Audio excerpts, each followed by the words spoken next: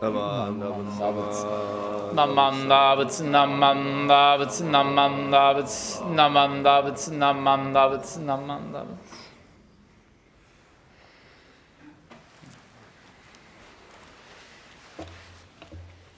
morning, everyone. Good morning. And welcome to the 2025 BCA Eitaikyo Perpetual Memorial Service. My name is Michael Endo. I'm the Executive Assistant to Bishop Marvin Harada at the BCA, and I'm honored to serve as your chairman this morning. This morning's service is hybrid, meaning that it is being conducted here at the Berkeley Buddhist Temple in person with a number of select members of the BCA and the Berkeley Buddhist Temple, and it is also being broadcast via YouTube. So I wish to thank all of you who have gathered here this morning here at the Berkeley Buddhist Temple, and to all of you who are joining us at home on YouTube. Yesterday morning, as part of the National Council meetings that we've been conducting over the last 2 days, Reverend Dr. David Matsumoto shared with us a beautiful poem in his Dharma message during the morning opening service. It is a wonderful coincidence because I had planned to also refer to this poem this morning. Thank you, David. Yeah.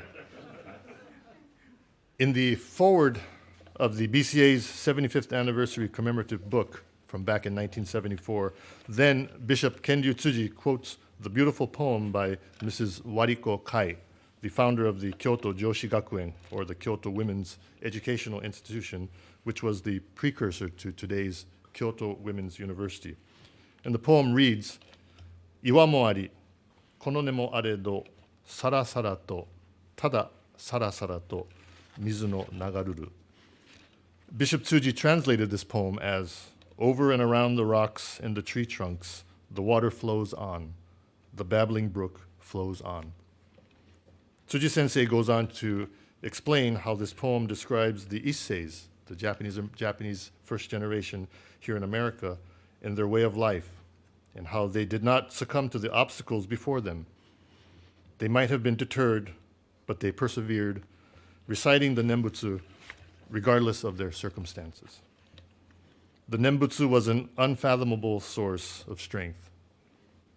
Tsuji Sensei's words remind us that it is through this important annual Eitaikyo Perpetual Memorial Service that we remember with a deep sense of gratitude and appreciation the many, many BCA ministers, leaders, and members who have returned to the Pure Land before us. We thank them for persevering through good times and difficult times, paving the path that allows us today to move the Dharma forward. And it is through this service that we reflect with gratitude for our past and a vision for our future to see to it that others are able to encounter in the joy that the Nembutsu teaching brings to our lives. This morning's service, we will begin with the Sanbujo, the three respectful callings of Buddha Amida, Buddha Shakyamuni, and all Buddhas of the 10 quarters to join us in this morning's Dharma gathering here in this hall. That will be followed by the Hyobyakumon, the aspiration, which is the pronouncement of the purpose of this morning's service. And following that, led by Bishop Harada, we will have the chanting of the sutra, Amida Kyo, which is on page 101 in the large purple books that are in front of you in your pew. Today we will be reciting the Busetsu Amida Kyo, also known as the smaller sutra on Amida. This is one of the 3 Pure Land sutras of Shin Buddhism and has traditionally been chanted at our BCA Eitaikyo service. The other 2 sutras were chanted last year. The Kanmuryo Jukyo Saho, or the ritual on the Sutra of Contemplation of Immeasurable Life, was conducted at the 2024 BCA Eitaikyo service in Sacramento, California.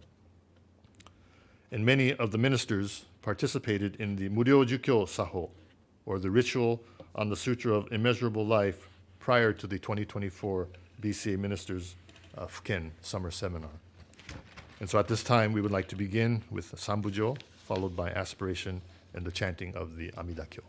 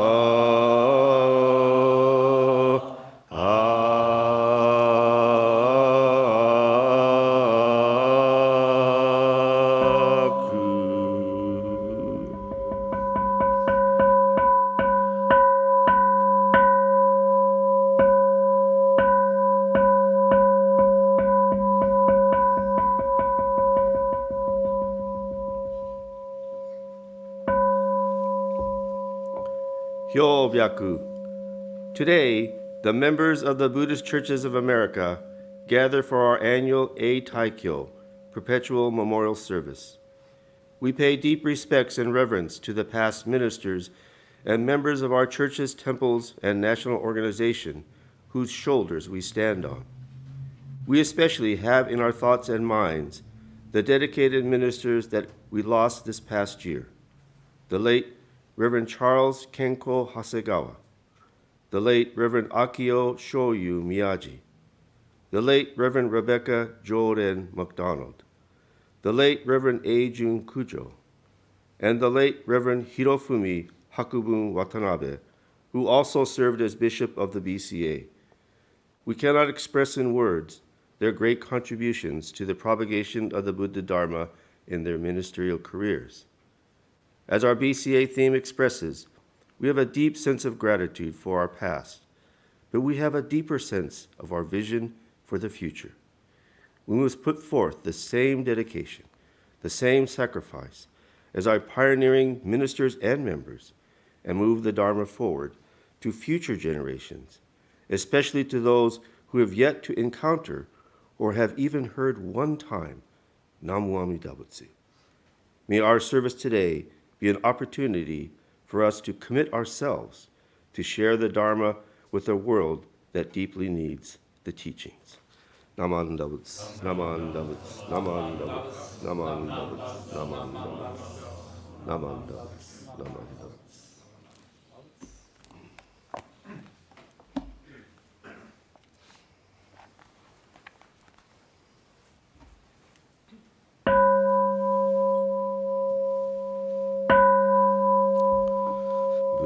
Busetsu Amida Kyo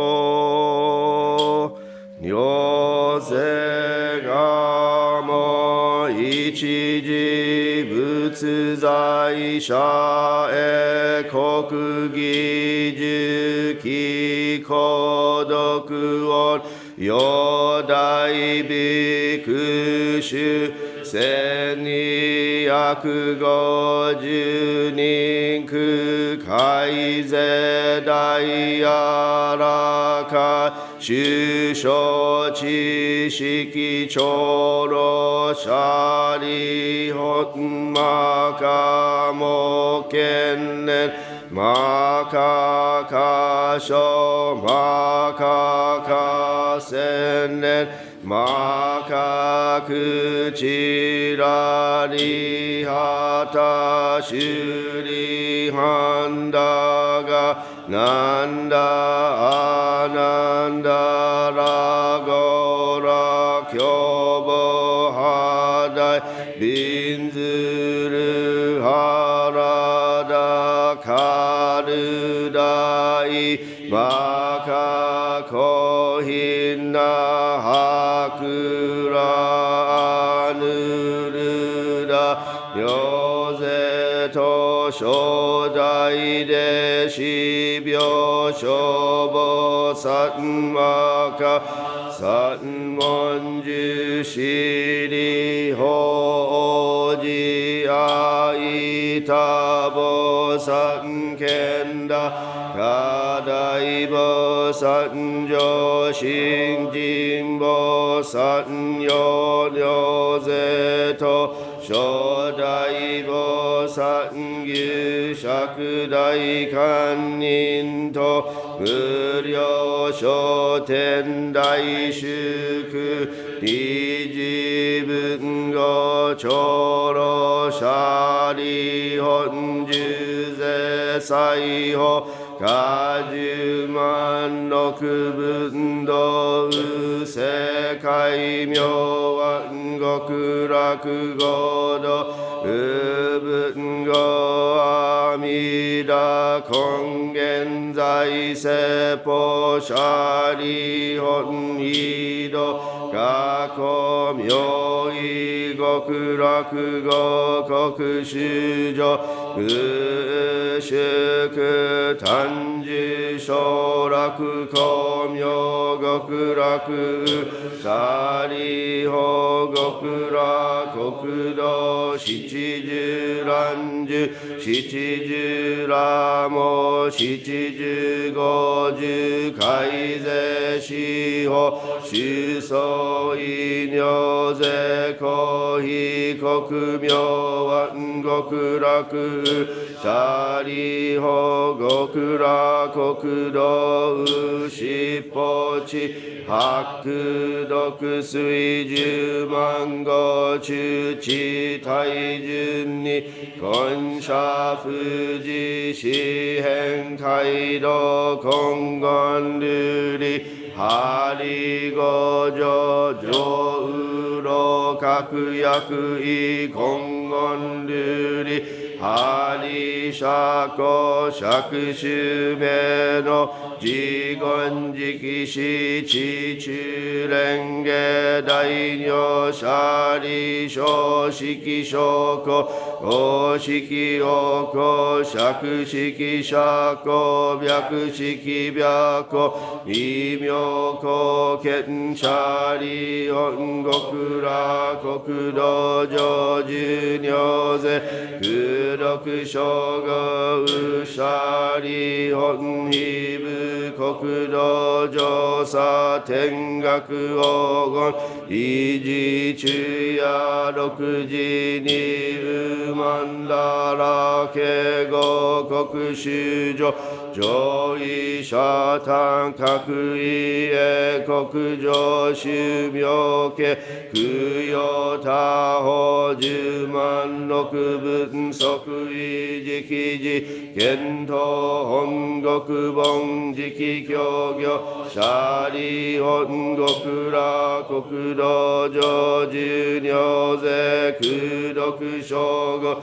武士シャリ本非国上十十奇妙座式市長白国弱オムシャリ下領賓が具名市長税商州長中夜六時水和下音号年長五根号力七母大分発祥道分尿税等合同修上門税鬼開心年分年法年祖シャリ本名門理市長人税財宝少々小医者が非部国土無三幕主シャリ本語部国土小無三幕土死病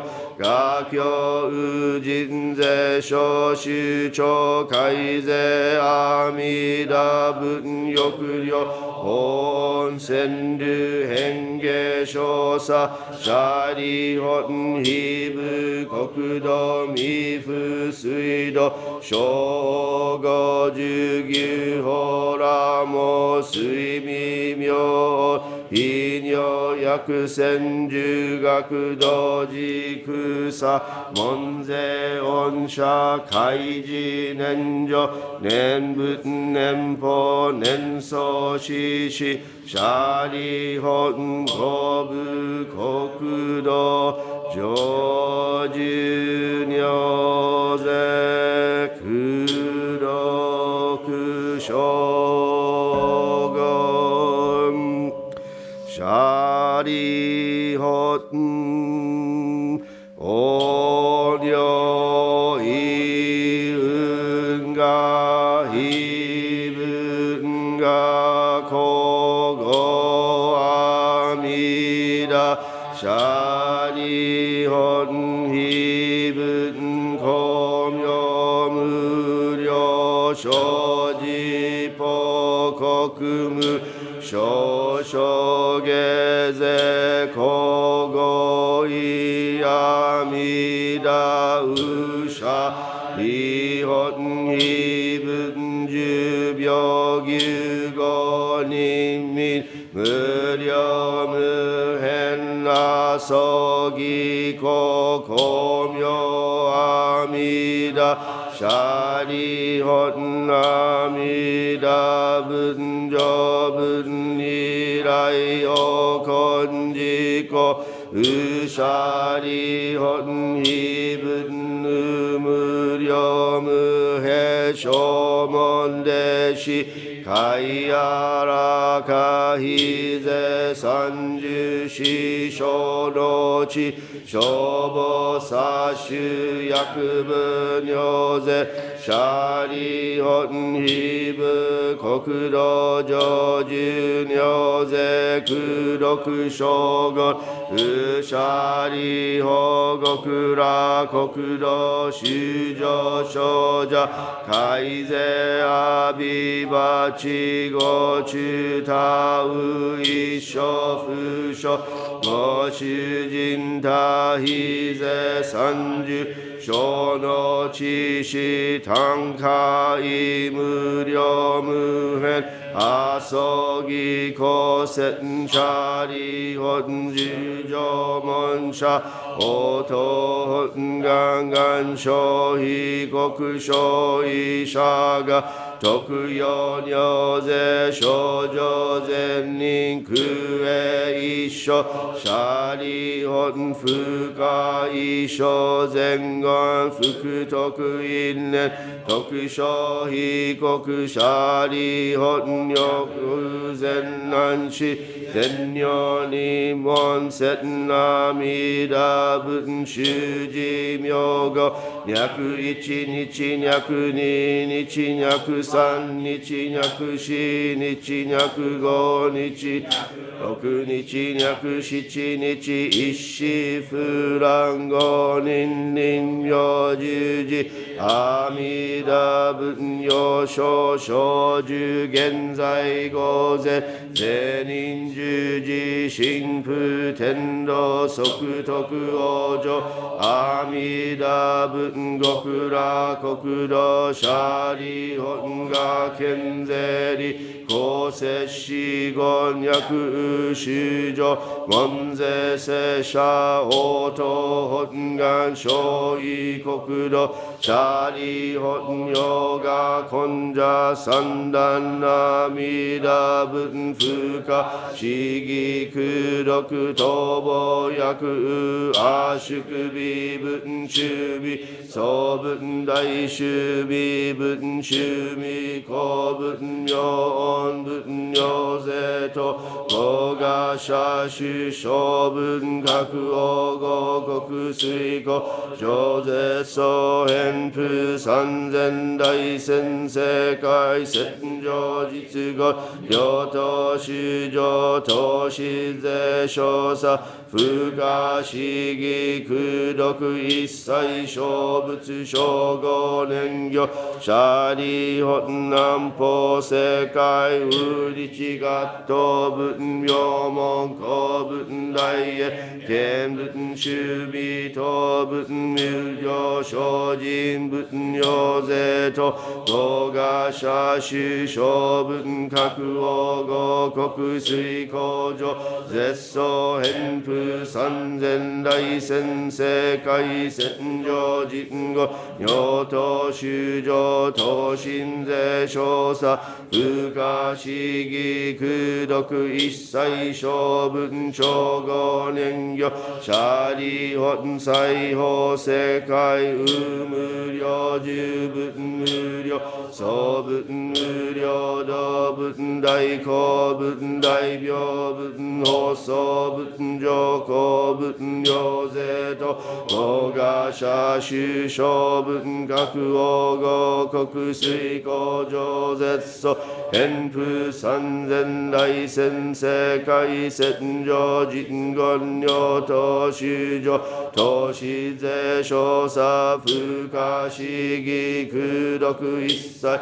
小文小五年行シャリ本北方世界右縁見文最小音文南小文日小文も陽文行税統合が社主小文各王五国工場絶相変風三千大先世界戦場人語尿等修上投資税少佐不可思議空毒一切小文小五年魚シャリ本芸法世界ウシシ文明門文明公文談話文道文寺上人と海徳不大天法阿のくたら三脈三宝大王非国土脈一生脈根性脈当初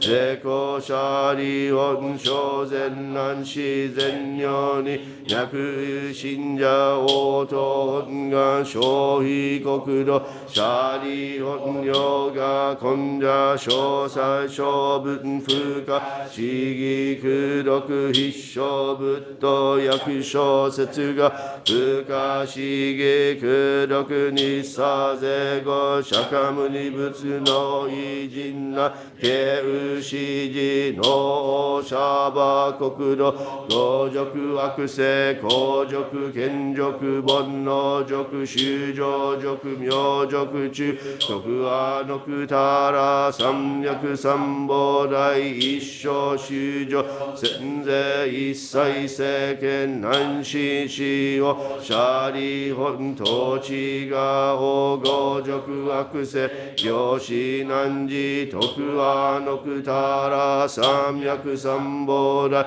一切再世間摂氏難進使用税人難仏世司教義シャリ本義勝美空一切世間天人アシュラと文部諸説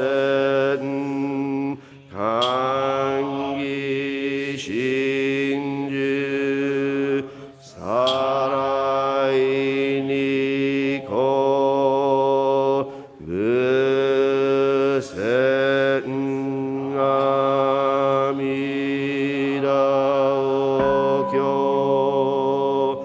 ナマンダブナマンダブナマンダブナマンダ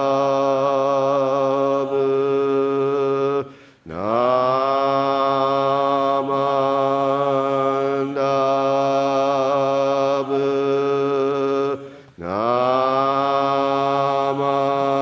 マンダブナマンダブがんいしくろく平等性祭道本菩提心往生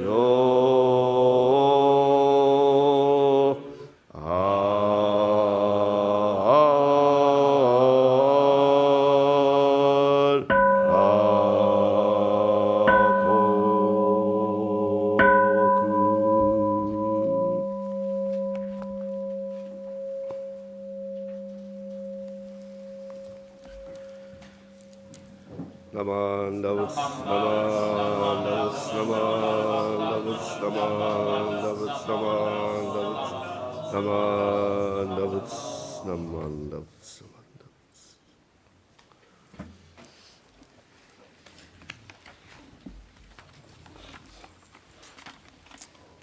Next, we will have a musical video offering, the Nembutsu by Akira Tana and his group Otonawa.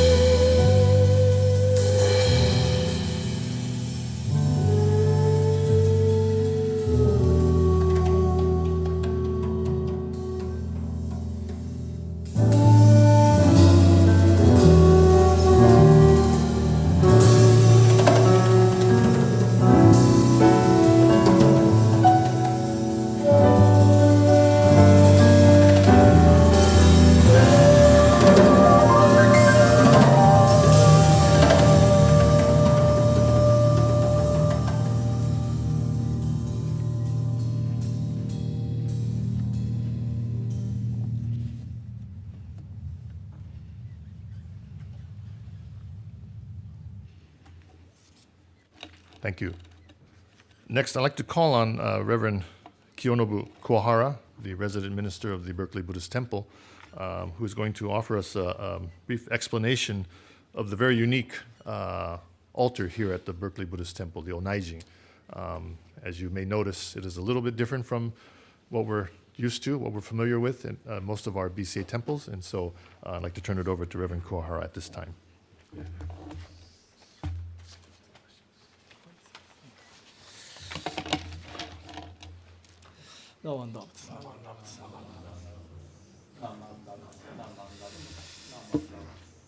Hi, good morning, everyone.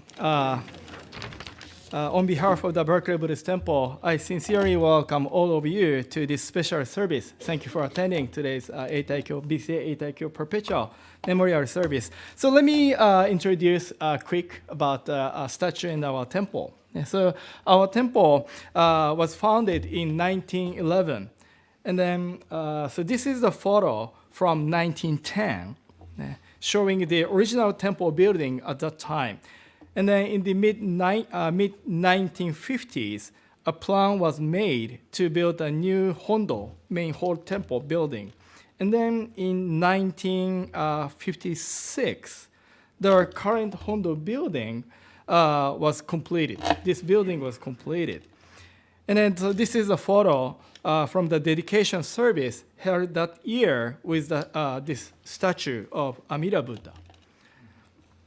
And then maybe, most things like this, incense burner and then, table and then podium, they kind of look very similar. So maybe, our temple is going against the truth of impermanence. They try to keep the, preserve, things. And then our Amida statue actually traveled across the Pacific Ocean from Japan. And more specifically, it came from Hiroshima Prefecture. I'm showing the pic map.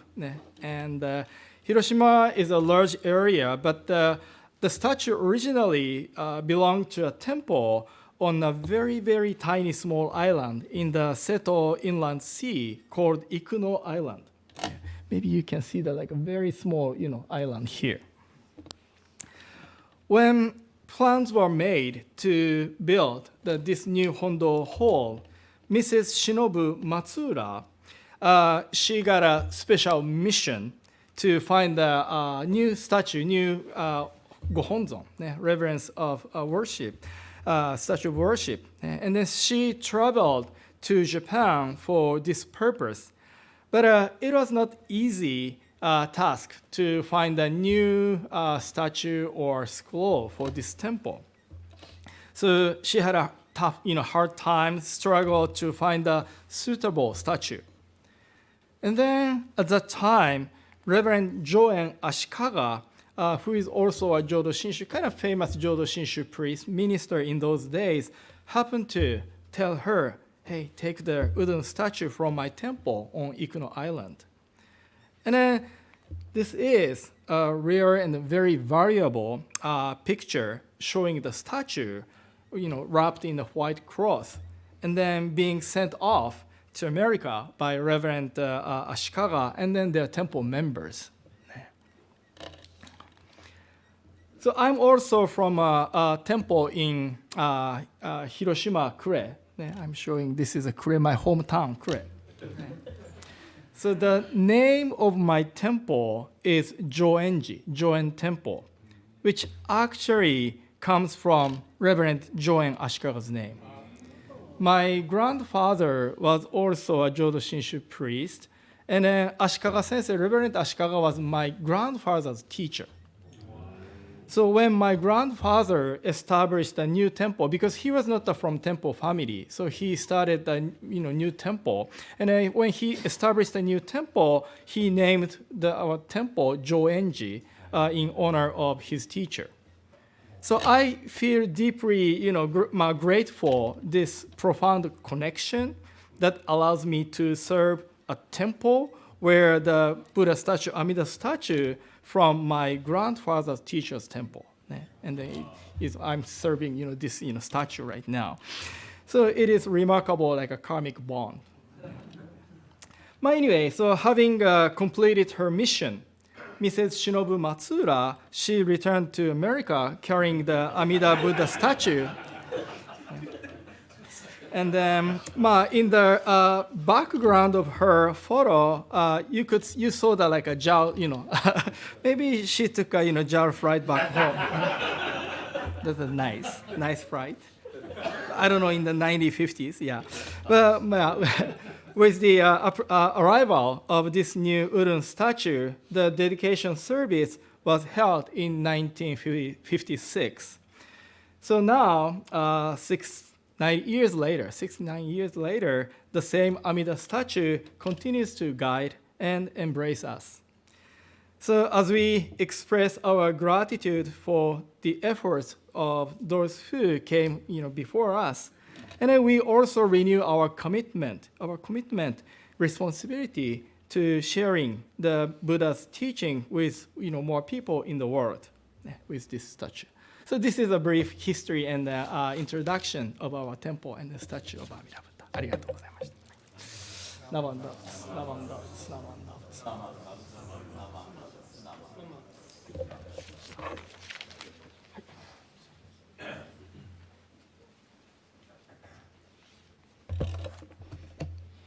Thank you, Kuwahara Sensei, for that wonderful message. Now we know the history of Berkeley Buddhist Temple's Gohonzon. I was going to introduce our guest speaker now, but you gave a Dharma message, so we don't need it.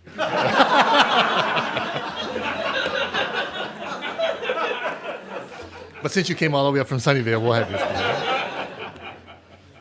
I think Matsuda Sensei, or Mrs. Matsuda, took Pan Am, I think, those days. And I think Gohonzon rode first class. She probably rode economy. But anyway, I do now have the honor of introducing our guest speaker for this morning's service, Reverend Dennis J. Hosei Shinseki. Sensei was raised in Mountain View, California. You can correct me if I'm wrong on any of this, but I used this back at the 125th for Coast District, so I'm assuming it's all correct. Sensei attended the Mountain View Buddhist Temple. He is a product of the Cal State University system. He attended the Institute of Buddhist Studies, Chuo Bukkyo Gakuin in Kyoto, the Honganji Gonshiki Rituals and Ceremonies Department. And throughout his ministerial career with the BCA, Reverend Shinseki has served the Seattle Betsuin Buddhist Temple, the White River Buddhist Temple, the Buddhist Temple of Salinas, the Mountain View Buddhist Temple, the Monterey Peninsula Buddhist Temple, and the Watsonville Buddhist Temple. Sensei also served on the Institute of Buddhist Studies Board of Trustees, as well as on numerous BCA committees throughout his history and his career. I know Reverend Shinseki is an avid golfer and enjoys traveling and good food, just as I do. And now that you're retired, I know you have been enjoying many of these hobbies and activities in the comfort of relaxation and no stress of getting a phone call for emergencies. But at this time, I'd like to present to you Reverend Dennis Hosei Shinseki.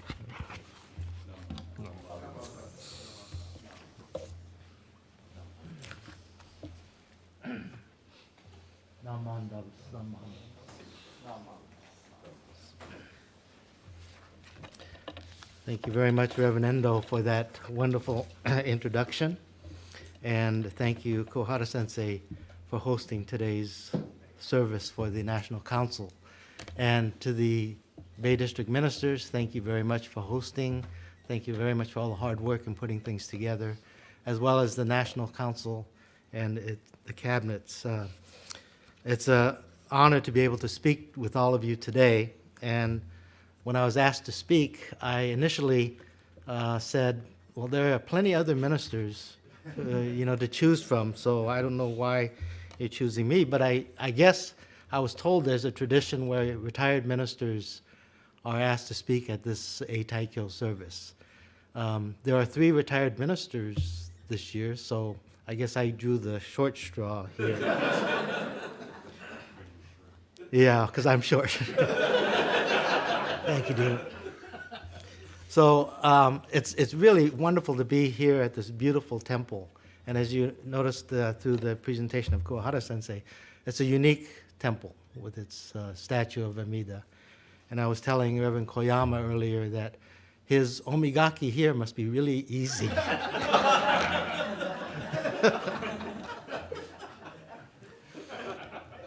So it's hard for me to believe that I'm retired now after beginning my career as a minister in 1981. And mostly, I do miss being a full-time minister. I miss seeing my fellow ministerial friends who I got to see on a regular basis, many Sangha members, and visiting different areas and speaking to different Sanghas. So I really do miss that. But I'm honored today to be able to speak at today's once-a-year service hosted by the BCA, and it is a very important and very meaningful service for all of us. I'd like to begin by asking you to please join me in Gasho. This is one of my favorite passages. My eyes being hindered by blind passions, I cannot perceive the light that grasps me.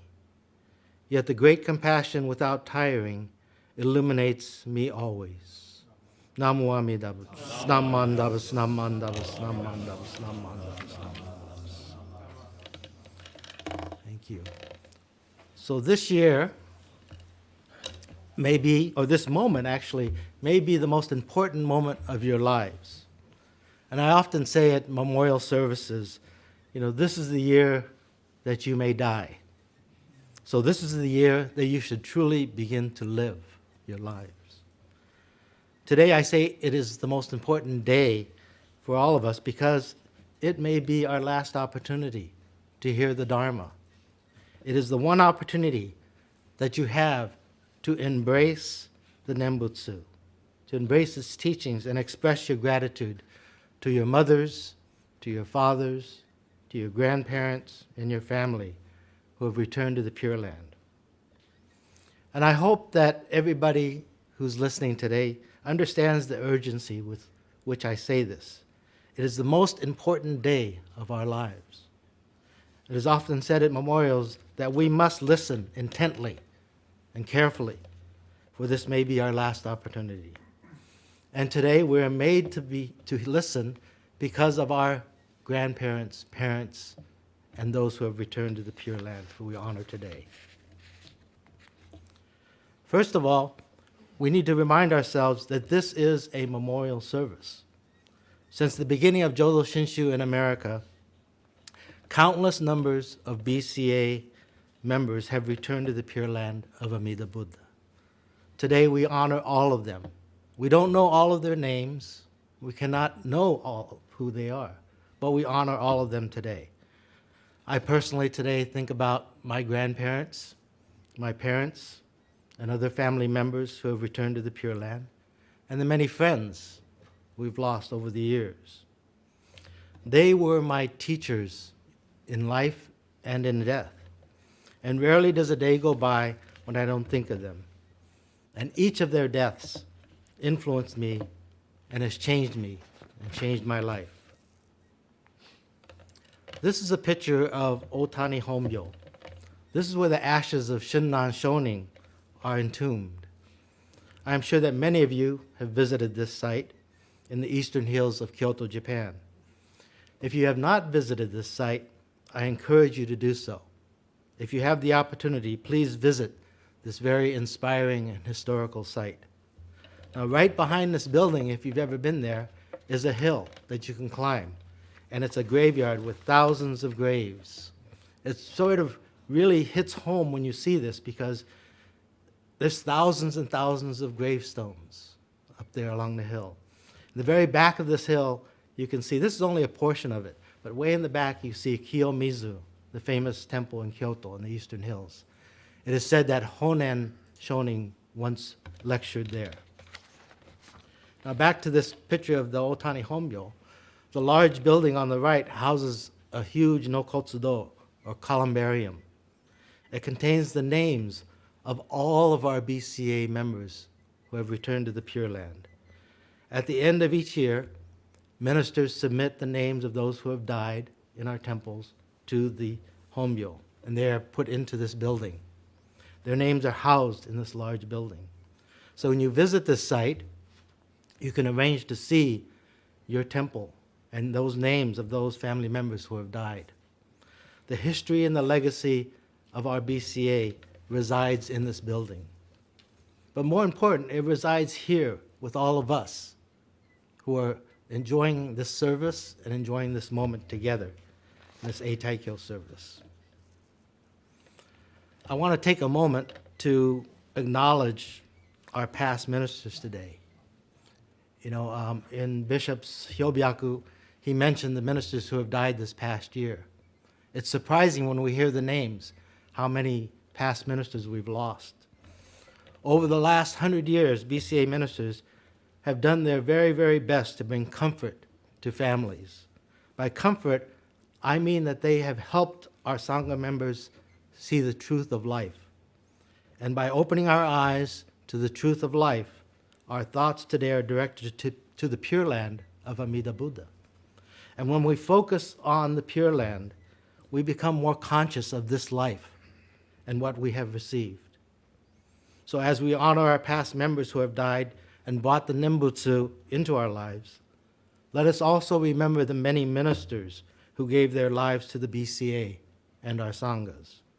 They worked tirelessly to encourage, support, and help us see the great compassion that shines upon us all equally and continually. In their lifetimes, and in our lifetimes, we have seen so much. We've seen so many changes in the way we do things.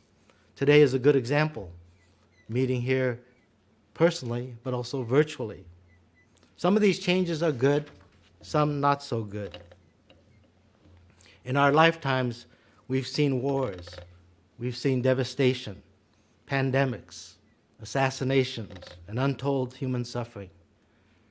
I'm 73 years old this year, and I've seen in my lifetime the war in Vietnam, a war in Afghanistan, a Cold War, mass shootings, assassination of John F. Kennedy, Martin Luther King, Robert Kennedy, and many, many natural disasters, and, of course, 9/11. Earlier today, I said to someone, Happy New Year. And I'm not supposed to talk about my wife, but but she said, why are you saying Happy New Year? It's already March. I said, well, the Lunar New Year was just last month, and there's people I haven't seen since, last year, so Happy New Year, right? But we're just beginning the third month of 2025.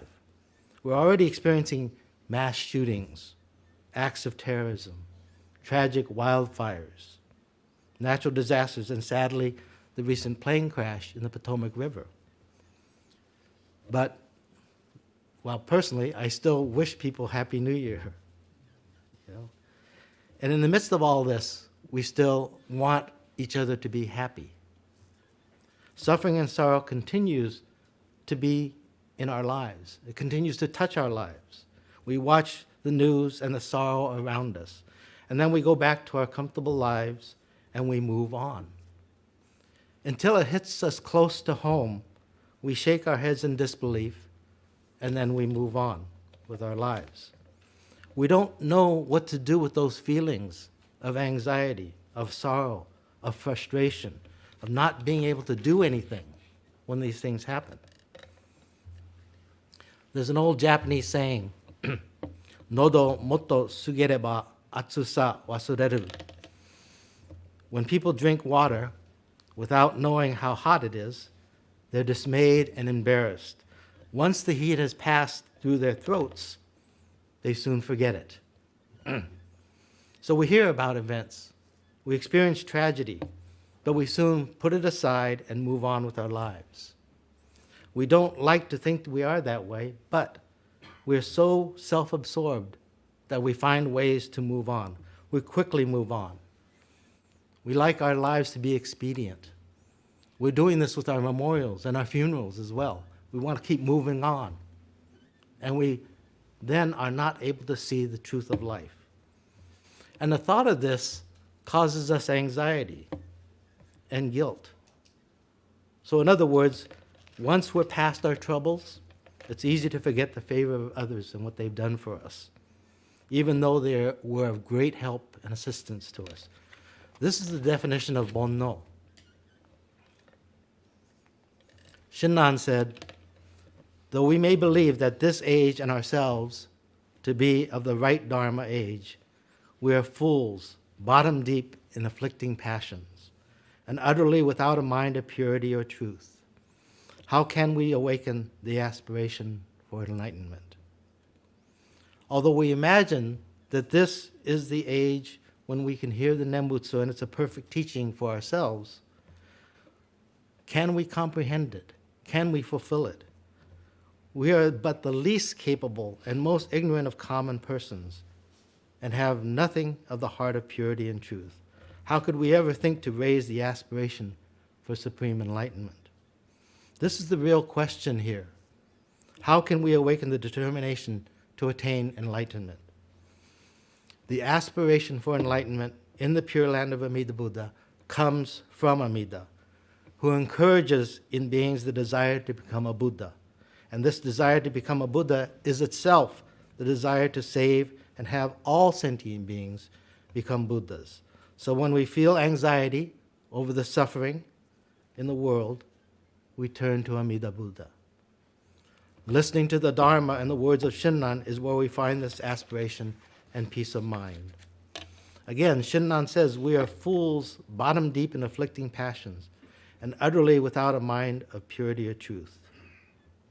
This is the definition of Bombu, unenlightened and ordinary beings, foolish and ignorant. This is the definition of someone like me. The Daijukyo teaches that in this age, the fifth 500 years, because strifes and quarrels flourish, the pure Dharma is hidden and stilled. I want to emphasize that last part. The Dharma, pure Dharma, is hidden and stilled. You know, during the lifetime of Shinran Shonin, he saw the same kind of suffering that we see today. Famines, civil unrest, government corruption, wars. And through his life and his teachings, we all have the opportunity to experience stability and peace of mind. Now, in this life, amidst all this chaos, we have the opportunity to awaken to truth.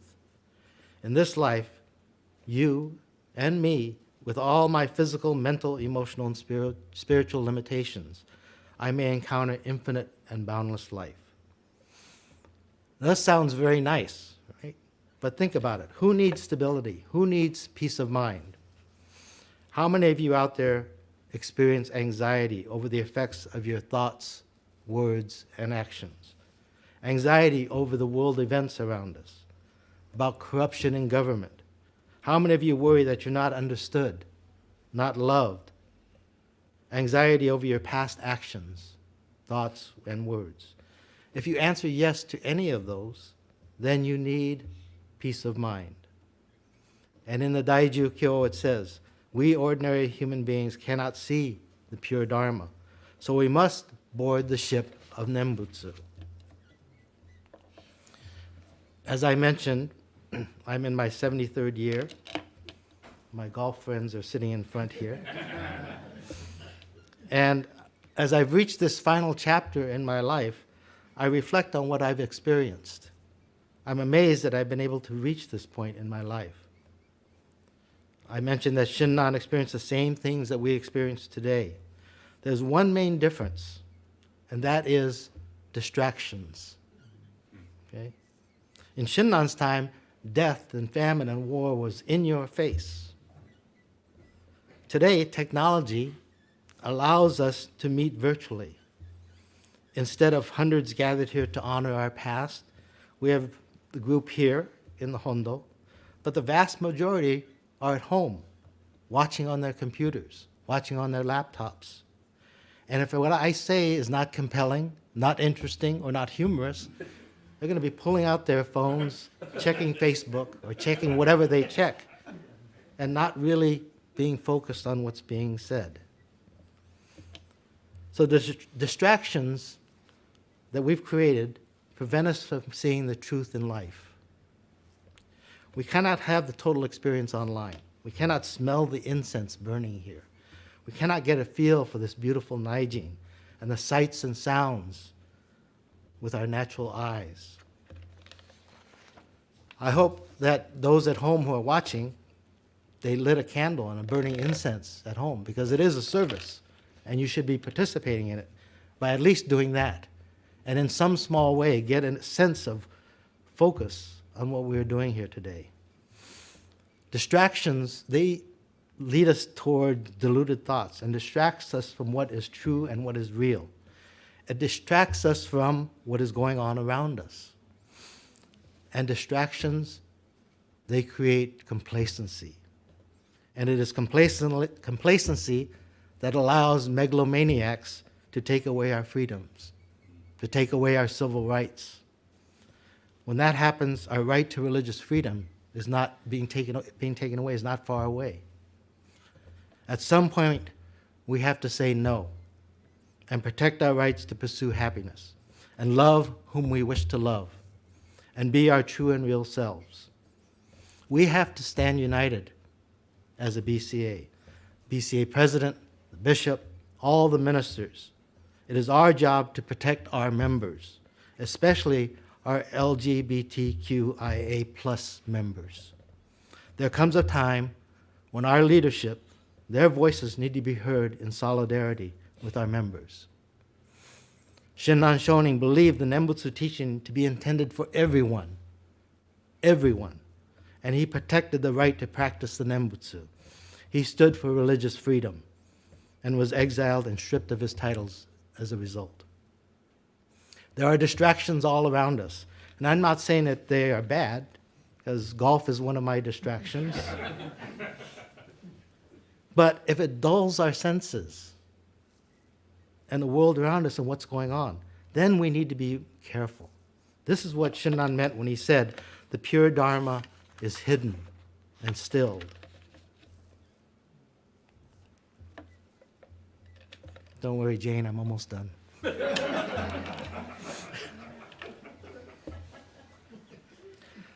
The truth is not found in these distractions. The truth is found within oneself. Jodo Shinshu is about looking deep within the self. Since my retirement in June, I've had the time to reflect on my 73 years of life, my 30-some-odd years of ministry. My life has been full, and I feel fulfilled, and I'm very fortunate. Over the years of my life, I made a lot of mistakes, caused a lot of pain, caused a lot of anxiety, and I try to convince myself that I have made up for them, but not really. And to those who I have wronged, to those who I have caused both pain and suffering, I'm truly sorry. But it's not enough to say I'm sorry. Thankfully, the Dharma has allowed me to learn about myself as I reflect on my life. Our desire, I call these the 3 Ds, desire, deception, and discovery. Our desire is to hold on to things, to hold on to our careers, hold on to people, hold on to possessions, hold on to false images of the self. And in our desire to hold on, we lie, we cheat, we deceive, and fool ourselves. Eventually, and hopefully, as we mature in age, we discover the self that Amida has selected to be saved. Shakyamuni Buddha called them ichantikas, one who has evil desire, one who has cut the roots of goodness, one who has no seed of attaining Buddhahood. It is for these ichantikas that the primal vow of Nembutsu is directed. So it's not enough to say sorry or feel regret for our thoughts, words, and actions. As we reflect, we discover, we begin to see the self true and real. We discover that we create the obstructions by deceiving who we are. Shinran Shonin called this moment of discovery a turnabout. As we enter the ocean of true and real Shinjin, the darkness of ignorance has already cleared, and the long night of birth and death has already dispelled and become dawn. This scroll here is a picture of the scroll in our temple in Watsonville of Shinran Shonin, and it has the following words on it. Hisokani omomireba nanji no guze wa nando kai odo suru daisen muge no komyo wa mumyo no an o hasuru ennichi nari. As I humbly contemplate matters, I see that the inconceivable universal vow is the great ship which conveys us across the sea, which is difficult to cross, and that the unhindered light is the sun of wisdom which dissipates the darkness of ignorance. This is the preface of Shinran Shoni's Kyogyo Shinsho. Shinran praises Amida's primal vow and gives evidence of salvation. Nanji no Guze, the inconceivable universal vow, refers to the Hongan, the original vow, the 18th vow of Nembutsu. Our salvation is promised in that vow. It is beyond our comprehension, and that is why he uses the word inconceivable. And this is why we gather today, to listen to the Buddha's teaching. And that is why we say Namo Amida Butsu, to listen and to hear the Buddha's promise. The theme today is a promise shared. The promise is Amida's promise to us, shared with us by our past ministers and our past members.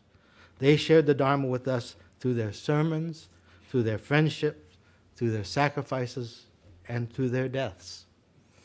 Hundreds of years ago, the world saw suffering and anxiety. We today experience the same. Shinran Shonin called himself a bald, ignorant fool because he suffered anxieties as he saw his world burning. He suffered anxieties over his own thoughts, words, and actions. And for that reason, he desired birth in the Pure Land. Our peace of mind can be found within the anxieties that we create for ourselves. As I said before, when our thoughts are directed towards the Pure Land of Amida, we become more conscious of this life and what we have received. This is why we listen to the Buddha's teaching, and that's why we say Namo Amida Butsu. We listen to the Buddha's teachings to cultivate the mind that realizes everything we do, one step, one smile, one frown, one thought affects my life. It's taking effect upon my life and the lives of others right now. When we understand this, Namo Amida Butsu comes to our lips. When we recite Namo Amida Butsu, it is an expression of this or that takes effect upon my life, has affected my life, and is taking effect upon my life right now. It is to express the realization that me, with all my physical and mental limitations, have been embraced by infinite and boundless life. And this is expressed as Namo Amida Butsu. This is the promise of the Buddha. This is the promise of Shinran, and this is the promise of Amida shared with us today. Thank you very much for this opportunity to share with you my thoughts as we gather for today's Eitaikyo service. Please join me in Gassho. When the one thought moment of joy arises, nirvana is attained without severing blind passions. When the ignorant and wise, even grave offenders and slanderers of the Dharma, all alike turn about and enter Shinjin, they are like waters that on entering the ocean become one in taste. The light of compassion that grasps us, illumines and protects us always, and the darkness of our ignorance is already broken through. Still the clouds of mists of greed, desire, anger, and hatred cover as always the sky of true and real Shinjin. But though the light of the sun is veiled by clouds and mists, beneath the clouds and mists there is brightness, not dark. When one realizes Shinjin, seeing and revering and attaining great joy, one immediately leaps crosswise, severing the 5 evil courses. Namo Amida Butsu. Namo Amida Butsu. Namo Amida Butsu. Namo Amida Butsu. Thank you very much.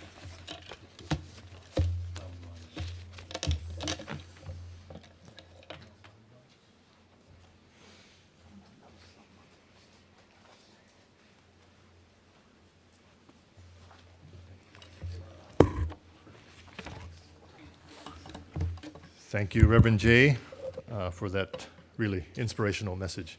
This is why we chose you this morning. And thank you for getting that photo of my legs at the putt. Did I make that putt? If I remember, I made that putt or not. Did I miss? As always, yeah. Missed it, yeah. But I will enjoy seeing you on the golf course. Sooner, I hope, than later. Yeah. Next, we'll have a musical video offering of the song Golden. This is being performed by the group Koha, with accompaniment by Reverend Harry Bridge, resident minister of the Buddhist Church of Oakland, and with Miharu Okamura as the lead vocal and guitarist, and Miko Shudo, vocal harmony. Koha is a Japanese-American singer-songwriter duo from California, established at Long Beach State University in 2022. Koha's music is influenced by pop, R&B, and often touches on Buddhist and Jodo Shinshu teachings. Koha released their self-produced debut single, Hold Me Tight, in 2022, and they most recently wrote and performed Lantern Song with Bombu Stories for Buddhist Churches of America's 125th anniversary in 2024. They are grateful for the Greater Sangha's support and hope to continue offering Buddhist music to the BCA community. And so at this time, I'd like to present Golden by Koha.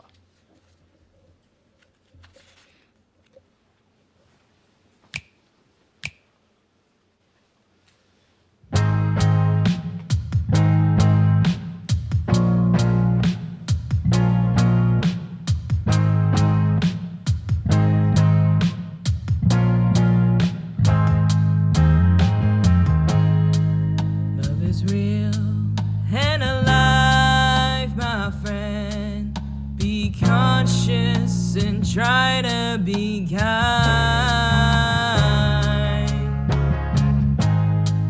We are all connected together. Let's keep our links bright.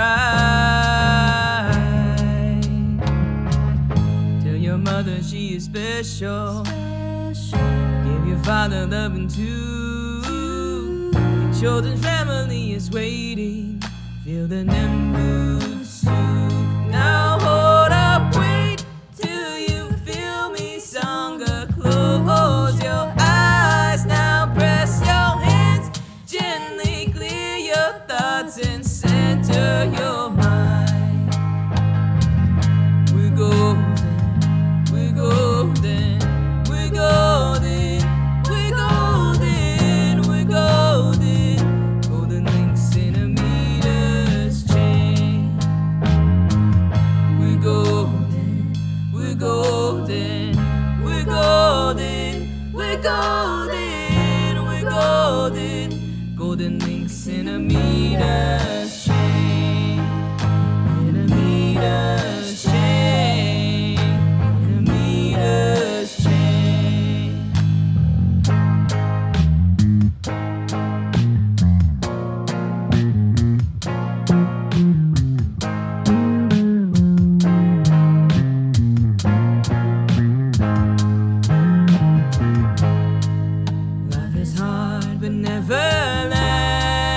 Everlasting. Don't let it slip away, my friend.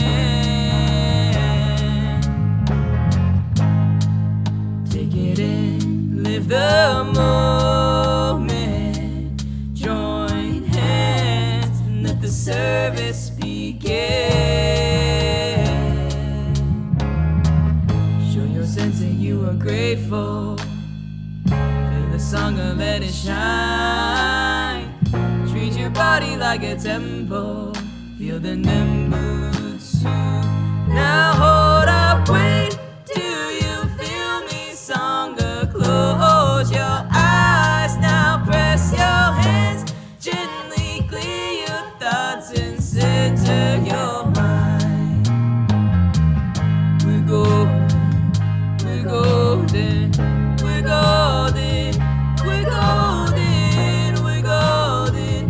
Golden links in a meter's chain.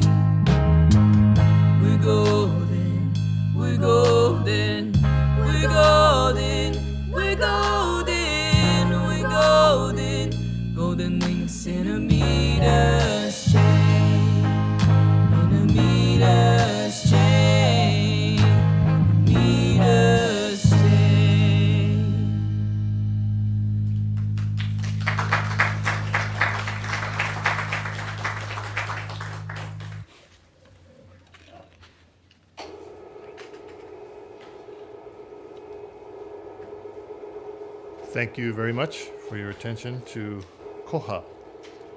This will conclude this year's BCA Eitaikyo service. I wish to thank our Bishop Harada, for officiating over this morning's service. I would also like to express a sincere thank you to the ministers of the Bay District and the members of the Bay District Council for your guidance and coordination of today's service. And I thank you, the members and friends who have joined us this morning here at the Berkeley Buddhist Temple and online on YouTube. And I also like to take a moment to thank the members of the Berkeley Buddhist Temple for all of your support, Reverend Kuwahara, with your leadership, and the members for your support in helping to coordinate today's BCA Eitaikyo service. So thank you very much. Please join us for a program immediately following this service, which will begin at 11:30. This program will include the recognition of our recent ministerial retirees over the past year, and a welcome to our newest Kaikyoshi minister in BCA. And this portion of the program will be chaired by Bay District Council President, Mr. Eric Quock. So, Okay, welcome back, everyone. Welcome back. We are here live at the Berkeley Buddhist Temple. Well, just the mention of my name, Eric Quock, and the room kind of just emptied. It's amazing. I have some magic abilities I didn't realize. But welcome. So again, my name is Eric Quock. I'm a member from the Palo Alto Buddhist Temple. Currently, the voluntold president of this year's Bay District Council. But kidding aside, it's truly an honor to be associated and be able to work alongside such dedicated group of people. So the Bay District Council, thank you to you, the organization, to put this together. This entire National Council meeting was well done. So well-deserved kudos. I'm just getting a kick out of looking at myself on that screen back there. And I was thinking of the words radiance and brilliance. That was going to be, hopefully, how my MC job was today, but it looks more like it's my hairline. I want to just make a note.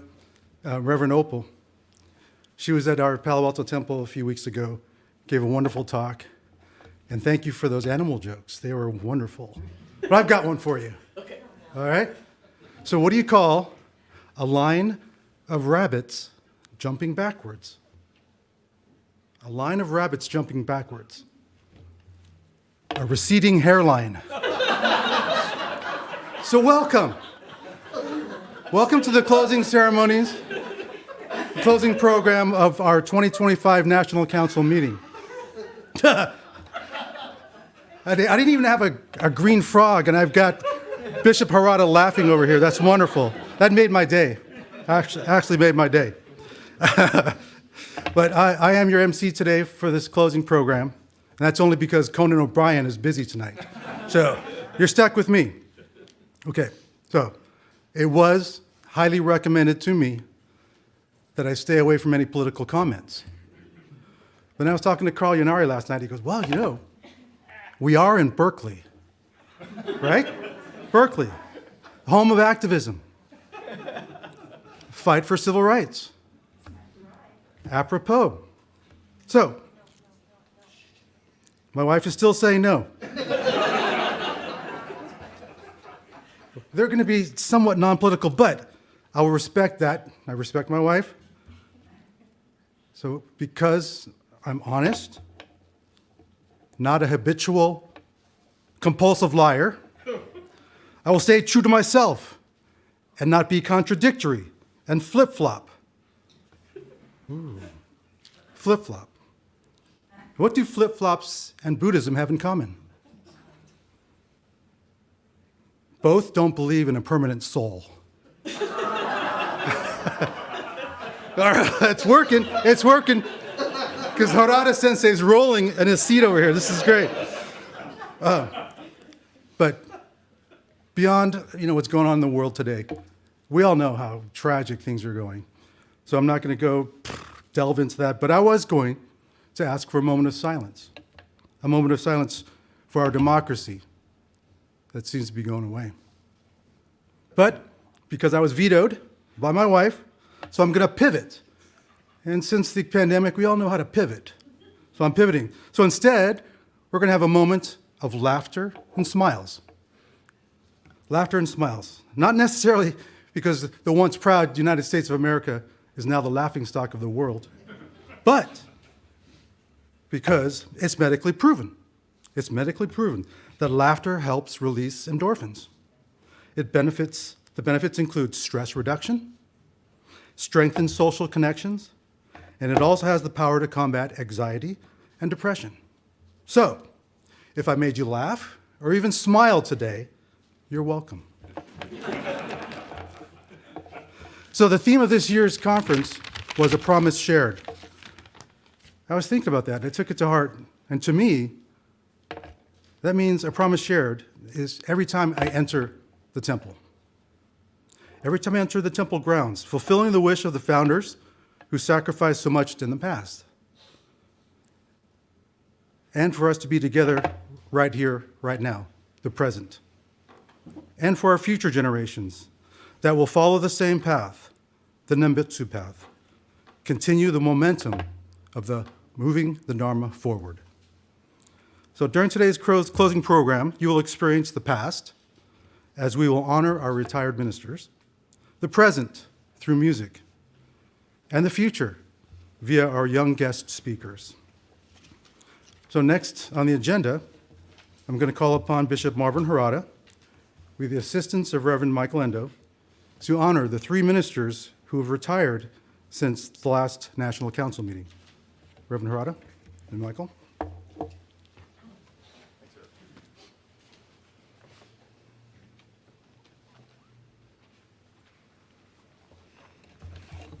Thank you, Eric. Thank you for making us laugh. We do need it in today's world, so thank you very much. At this time, yes, we would like to recognize our most recent ministerial retirees as of between last National Council and this National Council. And the first to be recognized this morning is Reverend Kake Nakagawa. Sensei joined the BCA in 1992, and during his ministerial career, he served at the Fresno Betsuin Buddhist Temple, the Oxnard Buddhist Temple, the Buddhist Church of Santa Barbara, the White River Buddhist Temple. And Sensei returned to the Central California District and also served once again at the Fresno Betsuin as a Dinbang. And during that time, he also served at the Buddhist Church of Fowler, the Hanford Buddhist Church, the Visalia Buddhist Temple, the Buddhist Church of Parlier, the Reedley Buddhist Church, and the Dainuba Buddhist Church. So very busy sensei, busy career. And Reverend Nakagawa retired from BCA ministry on February 29th,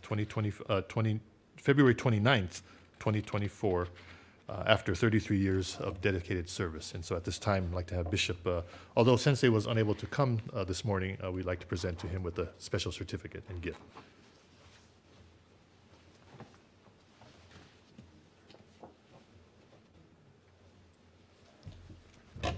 I'd like to read the special certificate of appreciation presented to Reverend Nakagawa from our Nishi Honganji. Certificate of appreciation presented to Reverend Kake Nakagawa.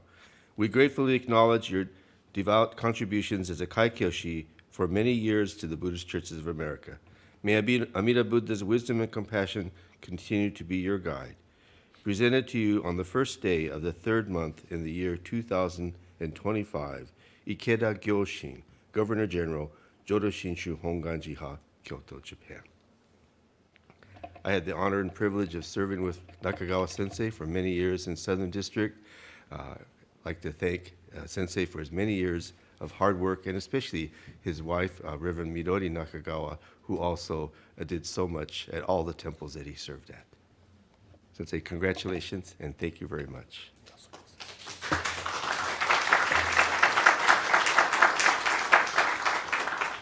And with the certificate, a gift from Nishi Honganji.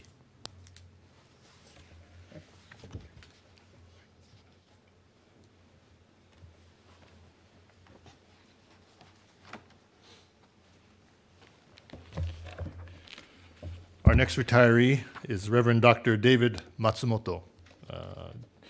Sensei joined the BCA in 1989, and throughout his ministerial career, he served at the Los Angeles Betsuin, the Buddhist Church of Stockton, and the Berkeley Buddhist Temple. Reverend Dr. Matsumoto went on to join the faculty at the Institute of Buddhist Studies, where he first served as the director for the Center for Contemporary Buddhist Studies. He then went on to serve as president of the IBS. Sensei retired from the IBS and the BCA ministry as a Kaikyoshi on June 30th, 2024, after 35 years of dedicated service. Matsumoto Sensei also was unfortunately not able to join us this morning, but we'd like to present Sensei too with his certificate of appreciation.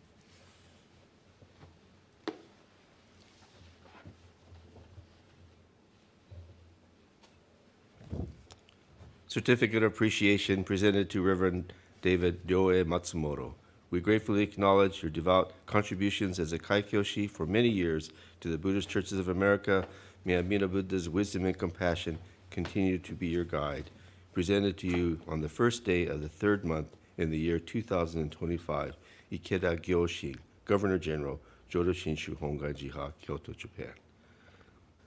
Reverend Matsumoto was, of course, one of my closest ministerial friends, and especially for his great contributions for what he did for the Institute of Buddhist Studies. We will be forever grateful. Congratulations.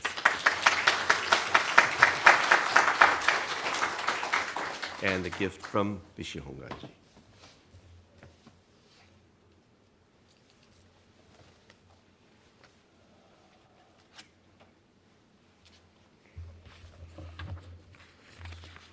And lastly, we have who you've already met today, Reverend Dennis Hoshe Shinseki. Where'd you go, Sensei? Oh, there you are. Who joined the BCA ministry in 1981. Throughout Sensei's ministerial career, he served the Seattle Betsuin Buddhist Temple, the White River Buddhist Temple, the Buddhist Temple of Salinas, the Watsonville Buddhist Temple, the Mountain View Buddhist Temple, and again, the Monterey Peninsula Buddhist Temple.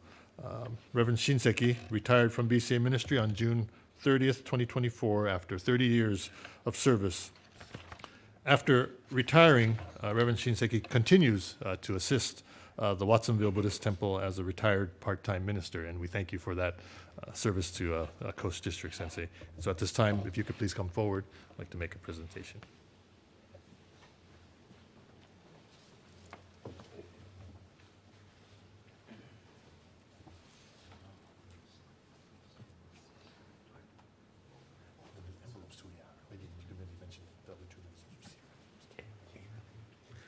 Yeah, after I do this. Oh, no, let's, yeah, maybe let's have her. Yeah, let's have her come on. Yeah. If I could ask Jade to just, okay. Well,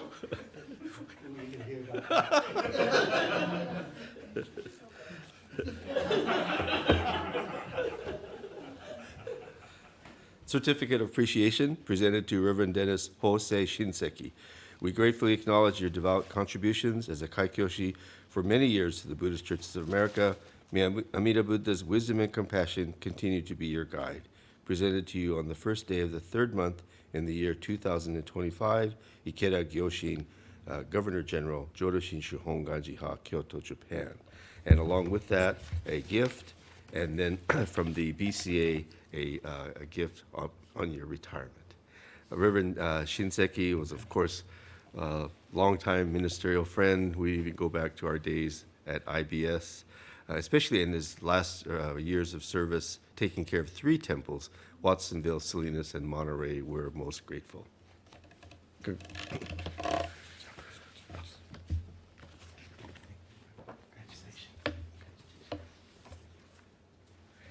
is the check from the BCA, and then this is the check.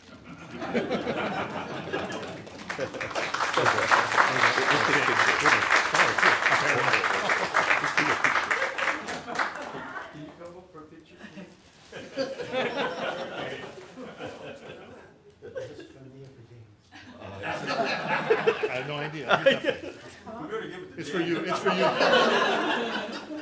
It's for you, but you better give it to her later. You hold the flowers, maybe, and then we'll take a photo together. Let's see. Do we have a photographer? Oh, I see. It's up there. Step into the light. Okay. A little bit, yeah, just so you feel it. John, can you take a picture? Okay. Yeah. Oh, very nice.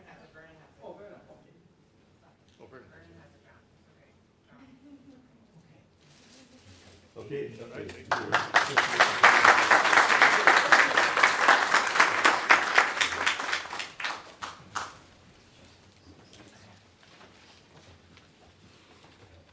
Wow, that was nice. See, I retired from UPS after 35 years, and all I got was a back door hitting me on the way out. Wow. Phew. What a wonderful opportunity for all of us to be here together. You know, when I was asked and told that I was going to be the MC of today's event, I thought, wow, you know, I have to tell you up front, I'm not a professional speaker. I've never been a professional MC. I didn't even play one on TV. But I did. As a matter of fact, you may have heard me. I mean, I spoke in front of 68,500 at Levi's Stadium, 42,300 at Oracle Park, 18,064 at the Chase Center. That was pass interference. You call that a strike? Steph Curry was fouled again. I did this in front of thousands. So I feel like I'm well prepared for this. So let's see. Clockwise, 11:55. We're doing pretty good on time. So next we have a presentation. I'm going to introduce this year's Kuromo Award recipient, Reverend Yukari Torii of the San Fernando Valley Buddhist Temple. There are 2 awards, one from the BCA and one from the FBWA. The Kuromo Award is presented to new ministers and is intended to help with the cost of robes that they need to purchase. So I'm going to introduce again Bishop Harada with the help of Michael Endo to make this presentation.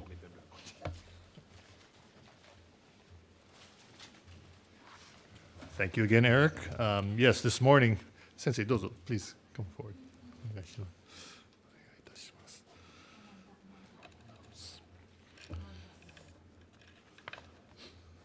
This morning, we have the great pleasure of welcoming our newest Kaikyoshi minister to join the Buddhist Churches of America's ministerial roster, Reverend Yukari Torii. Sensei took part in the 2022 IMOP program, the International Ministers Orientation Program, and in 2024, she joined the BCA as a Kaikyoshi, arriving in the United States with her husband. Sensei was, as Eric mentioned, was assigned to the San Fernando Valley Honganji Buddhist Temple. And so at this time, I'd like to call on Bishop Harada to make the presentation from the BCA.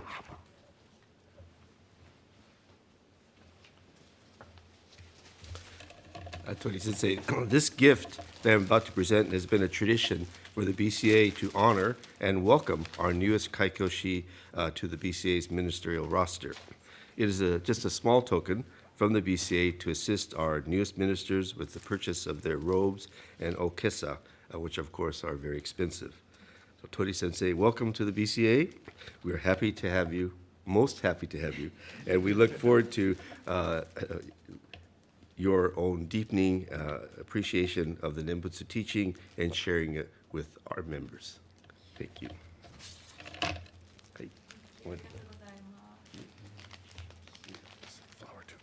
Oh. And the flowers. And now there's a presentation on behalf of the FBWA, the Federation of Buddhist Women's.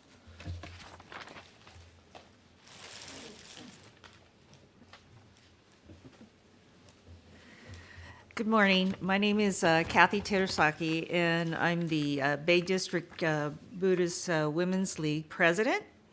I'm standing in for our FBWA president, Jeannie Toshima, who couldn't be here today in person. So on Jeannie's behalf, I would also like to congratulate our 3 retired ministers. The FBWA had given the OEY to each of them last fall for their years of dedicated service to the BCA. Also on Jeannie's behalf, for the FBWA. It's my pleasure to present this gift as a token of our appreciation to you, Reverend Yukari Torii, the BCA's newest Kaikyoshi minister.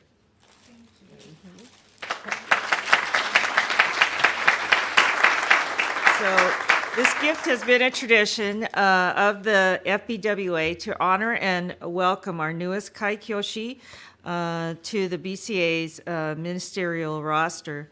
Together with the Koromo Award, the FBWA gift is a small token to assist our ministers with the purchase of their robes and okesa, which are very expensive. So, Reverend Torii, welcome to the BCA. We are happy to have you and look forward to deepening our appreciation of the Nembutsu teaching with you and your husband. So, thank you.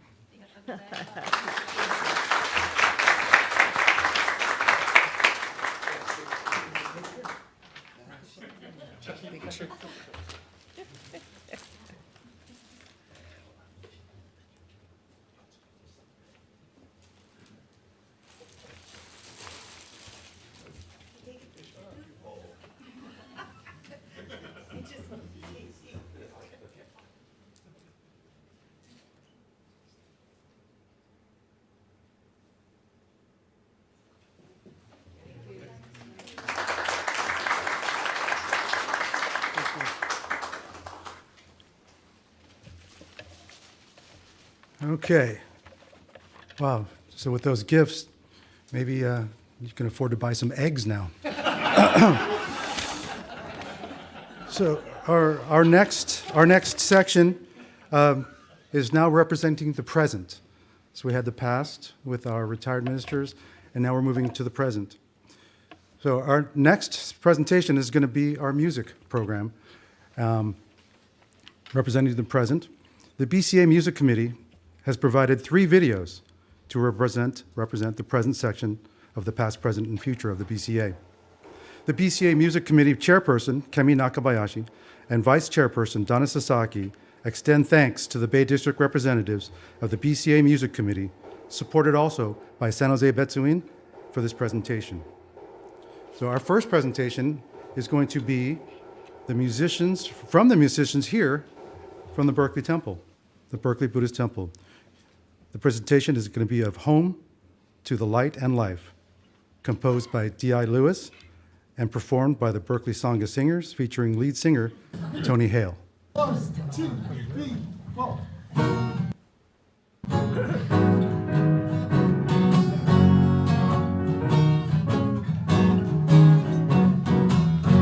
It's time to come on home.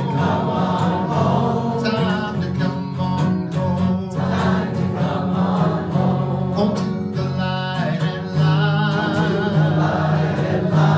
It's time to come on home. It's time to come on home. Time to come on home. To the light and light. The power of compassion that will never stand tall. Come join your family. Come join your family.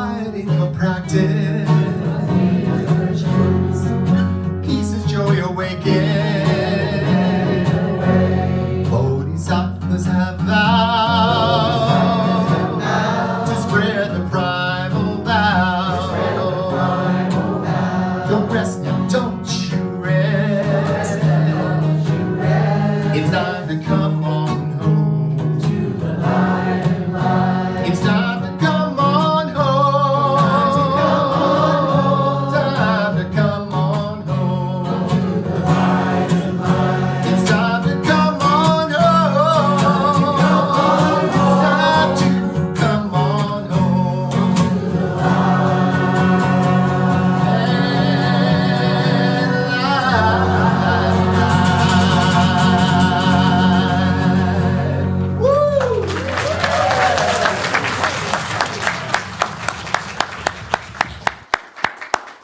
Wow, that was beautiful, very beautiful. And actually, looking out into the audience, this massive audience, D.I. Lewis is in the house, so let's hear it for D.I. That was wonderful. That was beautiful. So our second performance and presentation, it's called Mindful Moments. We have a special person making, I'm going to try not to get emotional here. We have a special person making the introduction of this Gatha.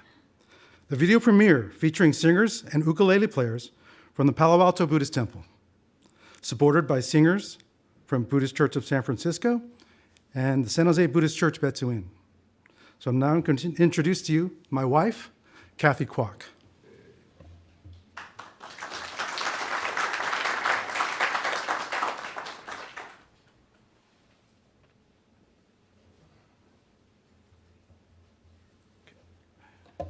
Here's the podium, Okay.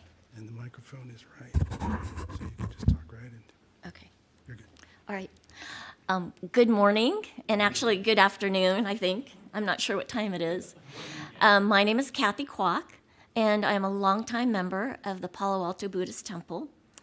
And I am so excited and so honored to introduce Mindful Moments to you. I was hoping not to get emotional, but goodness, after Eric got emotional, I don't know how this is going to go.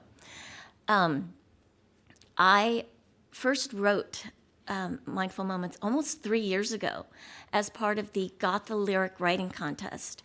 That was the BCA 125th Anniversary Project. And so it's just amazing to see where this has come in this amount of time.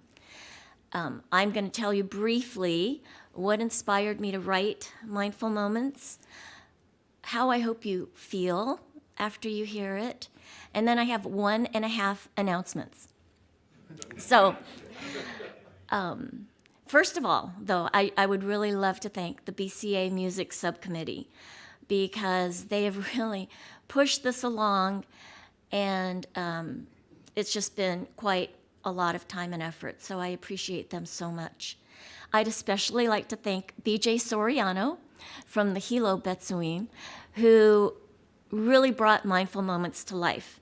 I mean, that she's able to compose and put music to my words. It just means so very much to me.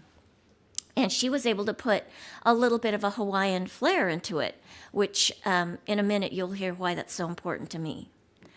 And I'd also just like to do shout outs to Elaine Jones, who I think has written a 4-part harmony. Unbelievable. And a special thanks also to Terry Amori, who was brave enough to actually introduce Mindful Moments in October at the Southern District BWA conference. So if you've heard it before, that's where you might have heard it. So I never dreamed that I would lose my sight. Just not one of those things that you ever think about. But I've had to make a lot of adjustments. Of course, I've had a lot of help. Eric's been here to help me along the way. And I actually think that I've had the ability from a very young age to freeze moments or memories. And in a way, I kind of feel like it was preparing me in a way for the time that, like right now, when I don't have my sight. And just as a reminder for those of you out there, if I've never met you, I would love to meet you. So you need to come introduce yourself to me because I can't go to you. And even if I've met you before, or even if I've known you for years or decades, you need to reintroduce yourself or announce yourself to me, because you could be standing right next to me and I won't recognize you. So I just wanted to bring that up. 10 years ago, almost exactly, we went on our first family vacation in Hawaii. And this was a big deal because my kids had never been.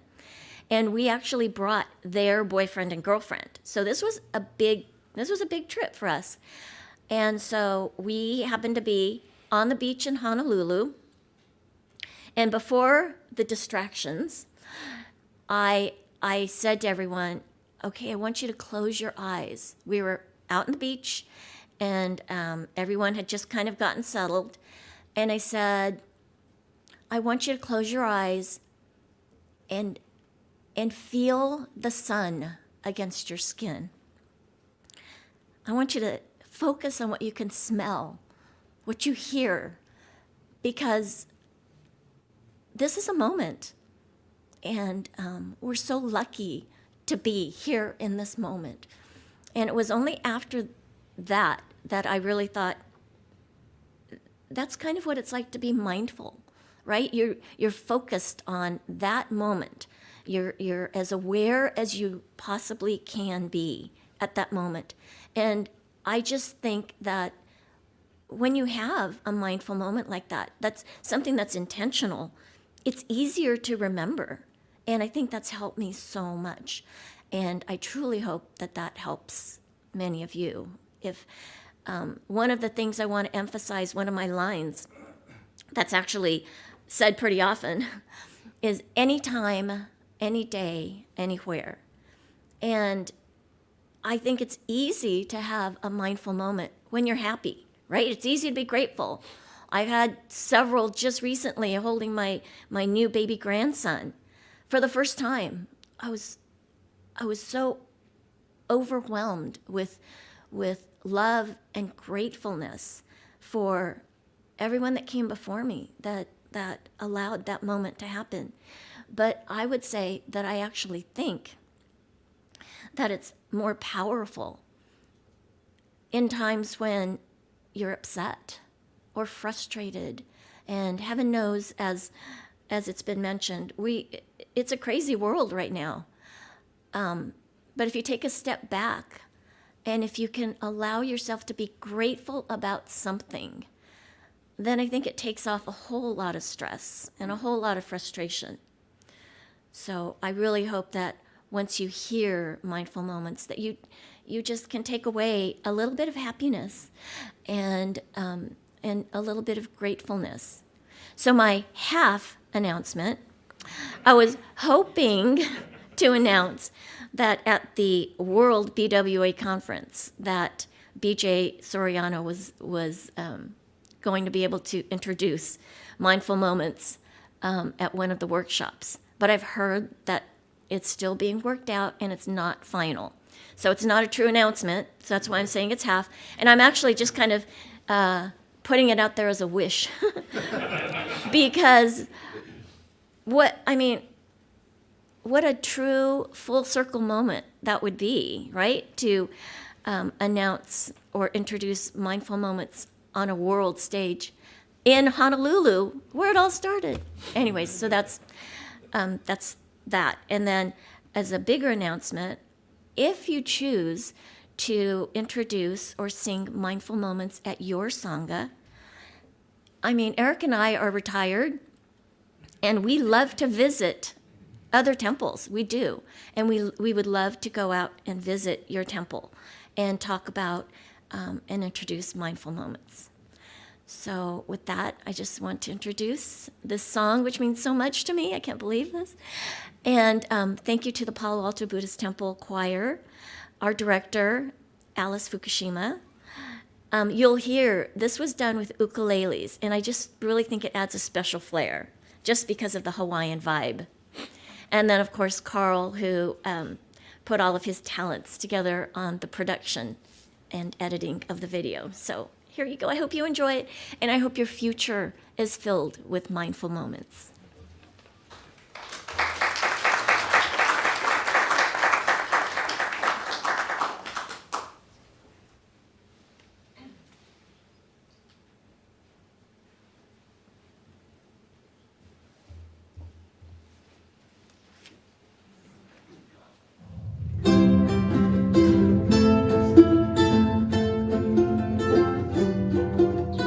Life can bring you down, but don't despair. There is a way to make you more aware.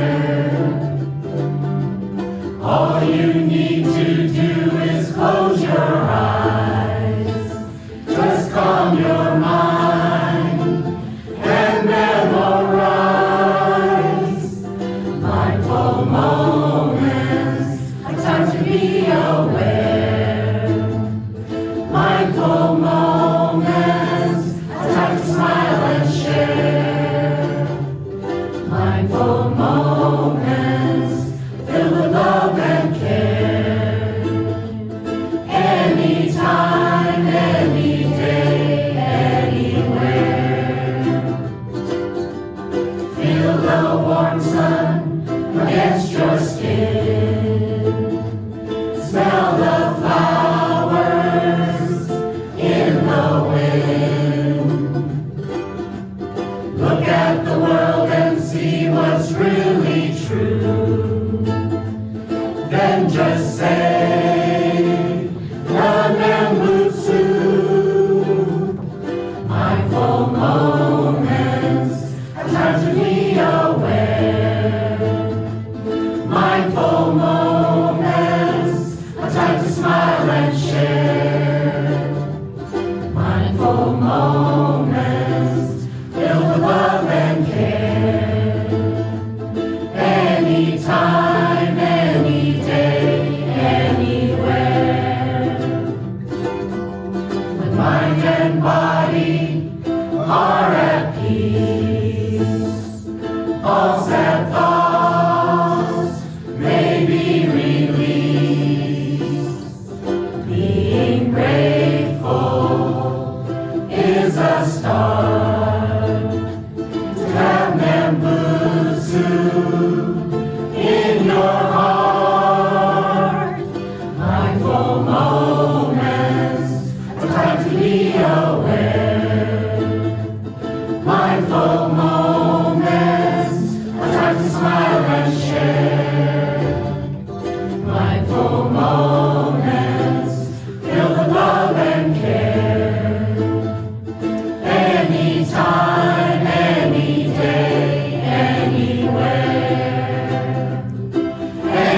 Anytime, any day, anywhere.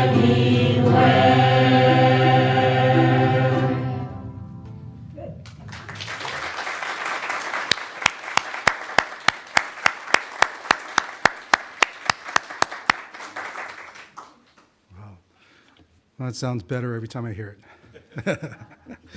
Wow. So thank you very much for allowing us to present that. And thanks again to the BCA Music Committee. What an honor. Our third presentation, finally, is going to be a Gatha video premiere. It's called The Next Chapter, composed by Albert Fujitsubo of Reedley Buddhist Church, with lyrics by Renee Maruyama from Orange County Buddhist Church, which features vocalist Lisa Orpilia and arranger and pianist Michael Murata. Photos from across the BCA Music Committee were collected with video editing and production by Paul Endo from the San Jose Betsuin. So here's Next Chapter.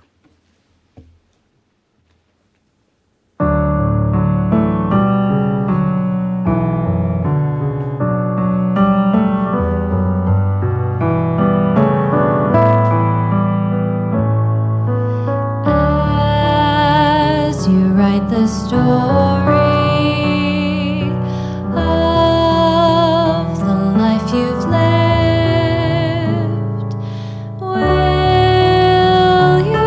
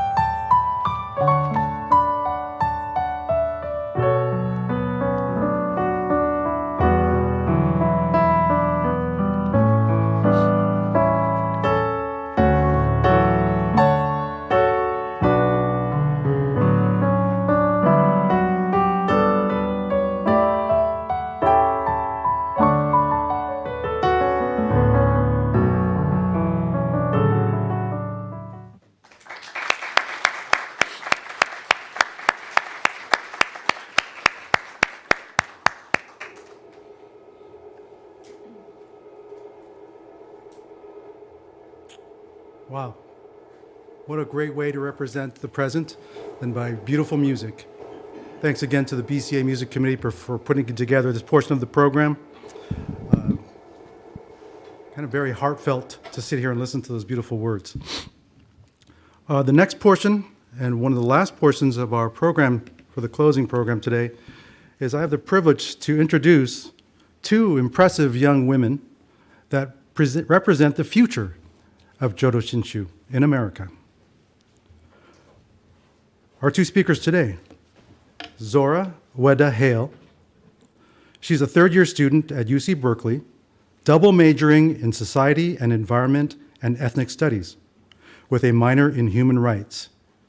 She grew up in the Bay Area and has been involved with the Berkeley Buddhist Temple since third grade. Zora quickly found a community here, playing on the Berkeley Sangha basketball team and serving as president of Berkeley Junior YBA and Bay District YBA. Currently, she's a senior YBA cabinet member for the 2025 term. Secondly, Cathy Mukai. She grew up attending different temples in Central California, most prominently in Fowler Buddhist Church and Fresno Betsuin. She now attends the Berkeley Buddhist Temple, where she serves on the Blend and Community Outreach Committees, and recently joined the board. Cathy is also part of a Buddhists for Ceasefire, a group which organizes events supporting Palestine. And previously, she was the senior YBA president. She also chaired the Social Justice Committee of the Young Buddhist Editorial and participated in YAC 12 at Sacramento Betsuin. Outside of Buddhist spaces, Cathy currently organizes the Tsuru for Solidarity, Nikkei for Palestine, the Bay Area Day of Remembrance Consortium, and the Japanese American Youth Alliance. At UC Berkeley, Cathy works as the Assistant Director of Parent and Family Philanthropy, easy for me to say, philanthropy, where she helps parents make meaningful and transformative gifts that support the student experience. Wow. With resumes like that makes me feel a little humble. It kind of makes my 6th grade certificate for good attendance seem really lame. Thanks, ladies. So, without further ado, I'd like to introduce both Zora Uyeda-Hale and Cathy Mukai, who will be up here doing a little conversation for us. Ladies, thank you.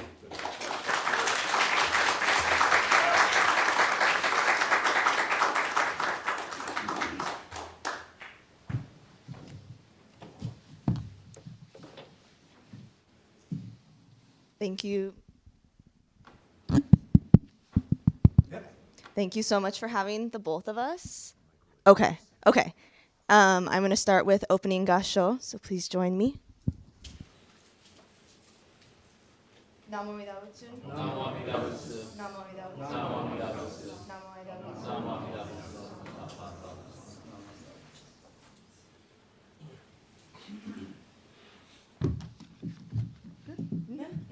All right, thank you so much, Eric, for that introduction. Also, don't worry, I also mess up on saying philanthropy all the time. I think we just wanted to first start off by expressing our deep gratitude to all of you here today, to the BCA Ministers Association and National Council for inviting us here today. I think just thinking of, the importance of youth and putting us in the spotlight and appreciate your time.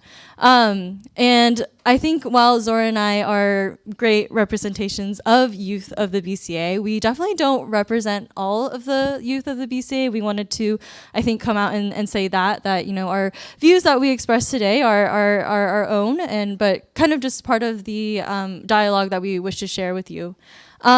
We originally, I think, were going to do 2 separate speeches and go right after each other and do 15-minute speeches.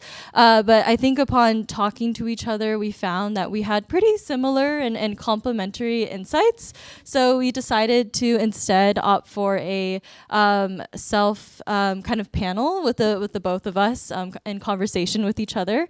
And we have a few questions for each other, and we took a few notes. But I think we really wanted this to be a fluid and dynamic conversation, not only between us, but also with you all in the audience and also to all of you at home watching. So if you do have any questions, we hope to hear those at the end and any of your thoughts as well. And yeah, we have a couple questions here, but I think we'll have around 10 minutes at the end for questions. And yeah, do you want to go ahead and get started? I'll get started with asking the first question, posing it to Casey. The first question that we want to touch on is what has kept you connected to Jodo Shinshu Buddhism throughout your life? And thinking about the future, what do you imagine will help you maintain that connection? Yeah, so I think when I think about what has kept me connected to the temples, I think I definitely start with a place of gratitude, just for the stability of community that I've been privileged enough to grow up with in the Central Valley. As was mentioned in my bio, I grew up in the Central Valley, attending various temples, and I was really, really honored to have a strong sense of cultural identity from that experience too. I think I ground a lot of my Japanese American identity in the temples, and I think of the shoulders that I stand on definitely in the Issei that, brought Jodo Shinshu to America, and in the Issei and Nisei who continue to establish the temples even post-incarceration. I also thank the, Sansei, Yonsei, and continued generations for keeping the temples going today. And it's because of that lineage and that ancestry and that history that I have deepened my involvement today, and where I get a lot of my inspiration for continuing to stay involved today. I think another facet of importance for connection in the BCA that has kept me very grounded is the youth programs that I grew up attending and being a part of. I was part of Yak 12, and I was very, very very, very lucky to have a week-long experience as a high schooler at Sacramento Betsuin, where I really deepened my experience of the Dharma and my religious practice. And I think through, kind of that avenue of deepening my practice, it brought me to a sense of true appreciation for how the Nembutsu has impacted my life. And I think, whenever I recite the Nembutsu and I breathe deeper into myself, I become more present. And in that presence, I truly find gratitude. So yeah, I think I'll stop there and maybe let Zora share a little bit. Yeah, I would say I deeply resonate with all of that too. When thinking about this question, community was the main word that came to mind for me as well. And I think that being here at the Berkeley Buddhist Temple has been one of the biggest ways that I've stayed connected with my JA heritage. But I also want to put out there that I feel so embraced in the wholeness of my identity too. And I think for a lot of mixed race people here and people from all different walks of identity, I think that's really important to feel that wholeness as well. The youth programs, I'm glad that Casey brought that up because I've also been so embraced by those and really formed what I feel are lifelong connections from that. I want to mention the Buddhist Youth Retreat, BYR. Mine was on Zoom, and we ended up, my whole cohort would get on Zoom calls every single week after the program for probably a year after that, and we bonded that way, and it really was a crucial part of maintaining connection throughout the pandemic. And now my roommate at UC Berkeley is one of my friends from BYR. One of my best friends. And I also want to think about how I think that the compassion and guiding embrace of Amida Buddha is what I see that community embodies every day. So embodying Amida Buddha's lessons in practice. And when thinking about that, I was really inspired by this quote from Jack D. Forbes, who is a Lenape and Powhatan historian. And the quote is, "One's religion, then, is one's life. Not merely the ideal life, but the life as it is actually lived." And I feel like this embodied and liberatory practice is what I really see in what I want to strive in the future and how I want to maintain my connection to Jodo Shinshu Buddhism as well.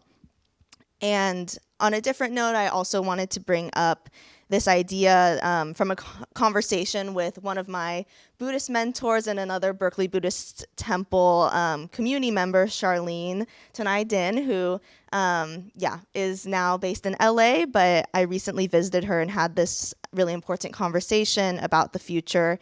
And she brought up the idea of temples serving as third spaces. So third spaces is the idea of community and social spaces outside of home and work. And I think these are even more crucial in times where we're so polarized and people can feel very isolated, because these spaces can really be not only for belonging, but also for collective action. So to kind of break through that idea of powerlessness and to mobilize together. So I think outside of weekly Sunday services and all the other amazing programs that the BCA and temples are putting on, I think that temples can also really embrace this concept of third spaces to see the Buddha Dharma in many parts of our life, as well as really stress the interdependence with each other through this connection. And many temples are already doing this work, but I think that this can be a really great way to dream and have an increase in community care for each other in the future as well. Yeah, no, Zora, I feel like you said a lot of things that really resonate with me. And just to pull on a few threads from your conversation, I know, Zora, you mentioned your conversation with Charlene and the importance of thinking of temples as third spaces, or spaces that we can really cultivate and develop as community spaces for ourselves.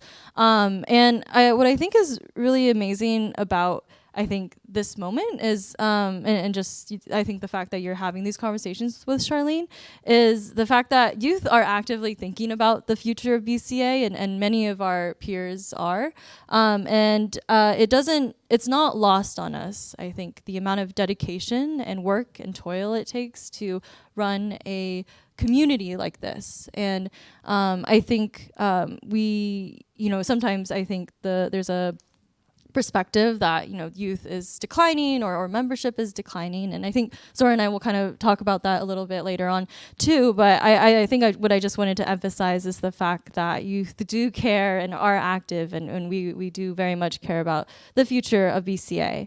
I think another thing that is important to highlight of what you said is, I think, your essence of community and how community is everything, and the importance of affinity groups to our experience. We mentioned YAC, I think we mentioned senior YBA, college YBA, everything down to junior YBA, and I think the importance of these groups to us is that they were, especially senior YBA, it's youth-led. Youth are running their own conferences, creating their own curriculum, creating their own interpretations of how they interpret the Dharma, how they see it applied to the real world. And I think supporting programs like Senior YBA, like Techno Buddha, that are very much putting, the responsibility and kind of the weight into youth's hands, I think supporting programs like that is really important.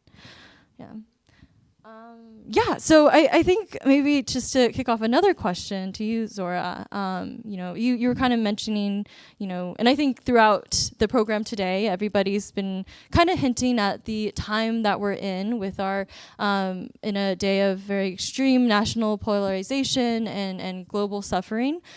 So Zora, I'm curious, what does Jodo Shinshu Buddhism and the BCA have to offer when we think about that? Yeah, there's lots that can be offered for that. I think one thing that I really think about, and I think this ties into also my ethnic studies and what I learn in terms of environmental justice too in my studies, but just the idea that my liberation is tied to the liberation of all others, all other beings in this existence. And I feel very grounded in this idea of the Pure Land and nirvana and the return to help guide others to enlightenment. And I think interdependence is one of the things in Jodo Shinshu Buddhism, the ideas that really, I think, guides me and my activism, and why I continue to stay involved in the temple. I think just the golden chain is a really great way to, I think, sum it up. But the golden chain of love that stretches around the world, I think that just really reminds us that we are all utterly interdependent. And I think it can also, along with community, remedy some of the feelings of isolation and powerlessness that can easily arise in times of global suffering. And I think also just reminds us that it is our commitment to all beings all over the world, including in Palestine and Sudan and all these places that are disproportionately suffering right now, that this is our commitment to see and extend our compassion to these places. And I think another way that I see Jodo Shinshu Buddhism being grounding is in intentionality. I think when I think of an approach to an end of suffering, I think it can sometimes be easy to get caught up in being motivated from a place of the three poisons, so greed, anger, and ignorance. So when approaching things and activism struggles, sometimes it can be from a place of anger, a place of greed, wanting to be like self-serving. Yet I think I've really been trying to shift my mindset based on Jodo Shinshu Buddhism to it being from a place of love and compassion is what is motivating us. And I think also thinking about how love can manifest in the uncomfortable emotions too of sadness and grief and things like that, which I feel like are extremely valid as well.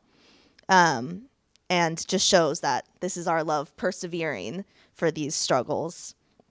And just lastly, on top of that intentionality, I just want to uplift the work that's already being done as well and where I can see it growing in the future. So I think here in a Berkeley context, BBT's Blend Committee, so the Buddhist Living in Equity and Non-Discrimination, this was first an effort led by Reverend Dr. David Matsumoto, who retired this year, and who was the minister here when I started first attending the Berkeley Buddhist Temple.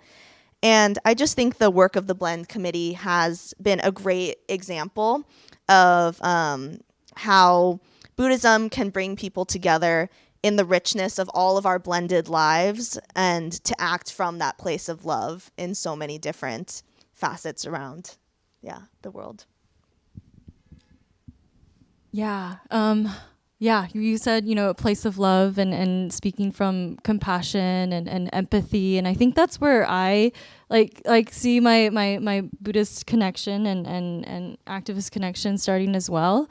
I think, being able to grow up in the temples and, receive the Dharma and as a child to now, I definitely see a different side of it where now I want to see my values in action in the temples. And I'm glad that as a young adult, I do get to see that. And, it's important, I think a practice of ours, right, is reciting the Nembutsu, reciting Namo Amida Butsu. And I think when I do that, I become more present in my body. And I think the next step for presence for me is gratitude and then thinking of interdependence and my interdependence with all beings. And I think the next part for me for that is also thinking about how is my interdependence and being interdependent with other beings in informing my Buddhist practice or being an engaged Buddhist. Similar to Zora, I also was grateful to have an ethnic studies background and also went to Cal for sociology.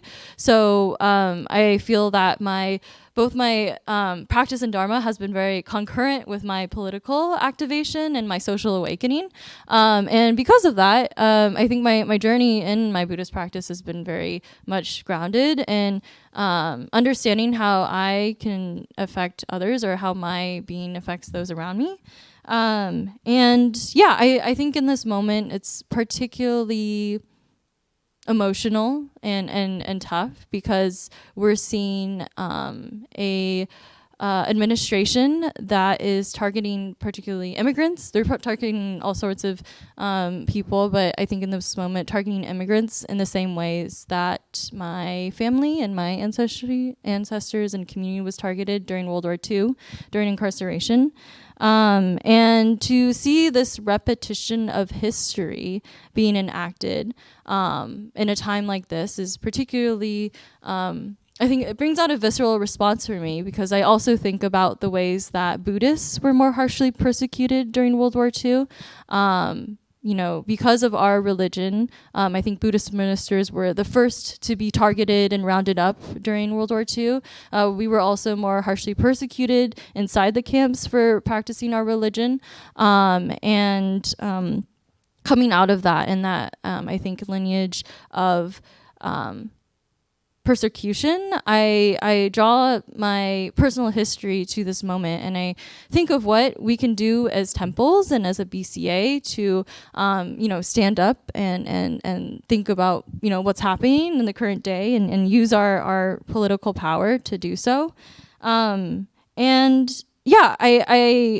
feel like sometimes I do get a narrative that, Buddhism, to stay out of it, or don't pick a side, but for me I know that Buddhism and the essence of it is a call to take a side or to take a stance, because if you don't, you are siding with the oppressor.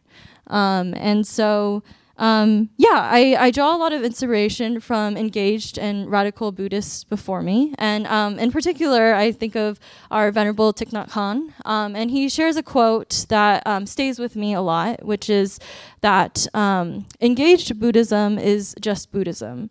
When bombs begin to fall on people, you cannot stay in the meditation hall all of the time. Meditation is about the awareness of what is going on, not only in your body and in your feelings, but all around you. And I think I'm grateful to be here at BBT with a blend committee, but I know that this experience at this temple is not universal to all temples, but we've been very grateful to have put on a couple of events in solidarity with Palestine with our Buddhist for Ceasefire group, which also includes the BCO Sunday School, as well as the Mountain View Engaged Sangha Committee. And we're actually going to be having our next session this Saturday at BCO, March 8th at 10 a.m. And you can go to the BCA website, events, or check out the Instagram for more information about how to register. But this session, we're going to be featuring Reverend Michael Yoshi, who is a longtime activist in solidarity with Palestine. He's going to be sharing a report back from his trip to Wadi Fukin, which is a village in the West Bank. So I really encourage you all. It's also going to be virtual, so if you aren't able to make it to BCO, I hope to see you there to learn more about how we as Buddhists can be engaged in today's world. Yeah, thank you so much, Casey, for that. I think I just also want to add that through, as you were sharing about remembering, our past of incarceration and persecution, I feel like I just want to emphasize that I think the act of remembrance itself is an act of resistance. I think that it's important to remember that these are our histories, and these narratives are stories that people have attempted to erase in one way or another.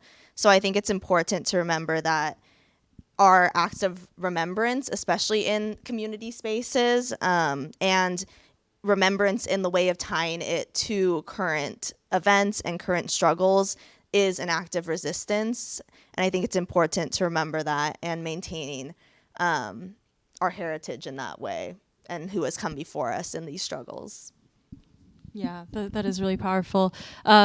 And just to emphasize again what you said, remembrance is resistance. And as we're coming into March, and I'm sure some of us probably attended some Day of Remembrances coming out of, February, the importance of those in our community is super vital. But I think don't let Day of Remembrances just stop at a day, and don't let it just stop at remembering. I think within our community, being a Buddhist community grounded in Japanese American history, it's important to draw upon those histories and lineage.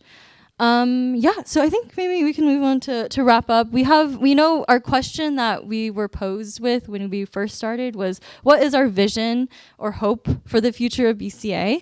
And I thank you all for posing this to us and also for thinking of us as the future of BCA. I think that's a very vital and I recognize there's a lot of hope ingrained in that.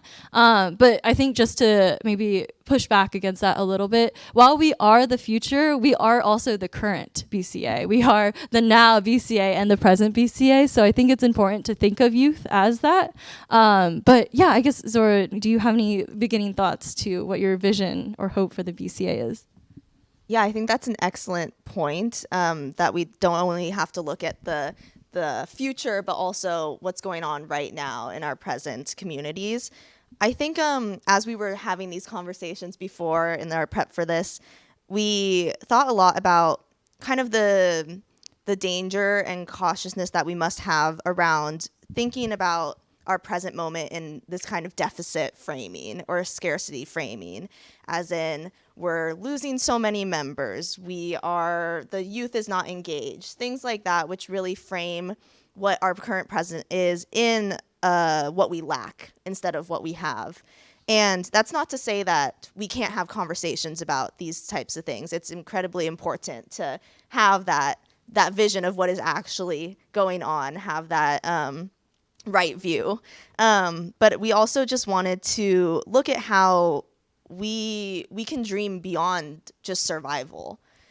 We can dream beyond just maintaining a certain member base, and we can really look beyond these kind of deficit mindsets, which can overshadow in some ways the wealth of the relationships, the knowledge that we currently possess. And yeah, I think we were just thinking about ways that we can do that and not only stress what we lack, but also what we have. And in that sense, what we will also want to maintain in the future as well. Yeah, I think what you said about, dreaming beyond survival is really important. And I think for, a community that is here in America, in a country founded upon white supremacy and Christian hegemony, I think it's important for us to think about how to push back against those structures. BCA in itself is a community, first and foremost, at least I think that it is, but it's also a nonprofit. And yes, we do need members. I recognize we do need funds. But I think what Zora and I, have come to agree upon is that members are more than just numbers. Members are people, and people are community. And really just leaning into that and how we can, really uplift each other in this moment. I think as a nonprofit, I think it's been great to see the ways that BCA has been able to evolve and push itself to be welcoming to new members. I think it's important for us to think about, though, not to not to uphold the same toxic structures that nonprofits can tend to have. When I think about, BCA and seeing especially a lot of my elders get involved, I think sometimes I think about the burnout that I see my elders go through, and I don't want to experience that myself. And so I think something to think about is just how can we as community members take care of each other, not just as, workers, but as people. And so yeah, I think as a whole, I'm just so encouraged and so grateful for the community that I've been able to have in my life, and I'm grateful for you all for being here. And yeah, I guess, do you have any last thoughts? No, just expressing the same gratitude as well. I think it's a really big honor to be here to speak in front of the BCA. And yeah, just once again stressing that we are coming from our own positionality in this, which I think is a powerful thing as well. But we're not trying to represent an entire generation of upcoming Buddhists as well. But really, I think it's been a privilege for both of us, even to work together and brainstorming for this, I think was a really wonderful opportunity to work with Casey, who is one of my Buddhist mentors as well. No, yeah, thank you so much. And yeah, I think we also wanted to see if you all have any questions or thoughts of your own about the future of BCA. But yeah, we welcome some of those now. Also, I don't know if we have a time check though. You're fine. Okay. I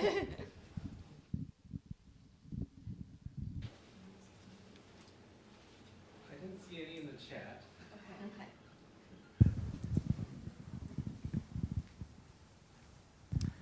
I want to begin by thanking Zora and Casey for taking this time and sharing your insights and perspective with us. You really do give us a great deal of hope with your presence here today. You mentioned toxic patterns that come up in kind of the nonprofit world, and I think you've both sort of experienced both inside and outside the BCA. I'd love to hear more kind of specifically, what you think are issues that kind of come up in general, and how some of that might be, you might come across that in a BCA context, and then if there's anything that we can do as an organization to kind of support people and not give rise to those kind of tendencies. Yeah, I think to start off too, I just want to say I am truly grateful still for the National Council and the structure in itself, because I think it's important. I think some of maybe the problems that we see or that I see come up are because of the inherent structure of like the hierarchy of nonprofit structures. It becomes resistant to change, and that comes up a lot when we talk about like social issues, political issues, or like the BCA taking a stance on things, is like a resistance to maybe like new ideas or change. And yeah, I think I've been seeing a lot of very amazing like new ideas come out like recently with the BCA, and I think listening to youth is a start to that.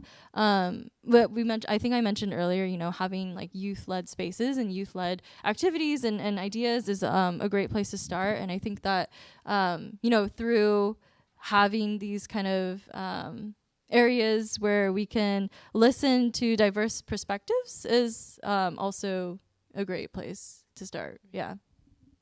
Yeah, I would add on and say I think just facilitating intergenerational spaces is a really difficult thing to do, I think, without having structures of not necessarily hierarchy, but just difficult structures to navigate. And I think one thing we talked about is having less of a linear outlook on it, not as necessarily like, the older generation like does their time and then passes the baton down, because I think that can often feel just not sure the right word. It's definitely not extractive, but maybe just I feel like the linear nature of that isn't always how knowledge is actually transferred, I guess. I think we were talking about how in intergenerational spaces it can be really valuable to have more of a knowledge sharing structure, so it isn't so much of a linear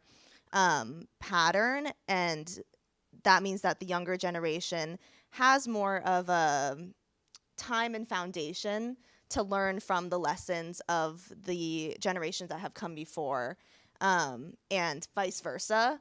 So it can be more of, I think, a circular kind of structure, and that also kind of navigates the issue of burnout too, where so much of the pressure and the stress can be put on perhaps the older generation until it is then passed down to the the younger generations. So we were talking about how kind of having more of a circular instead of a linear knowledge transfer and responsibility transfer is one way that could be lessen the load on everybody.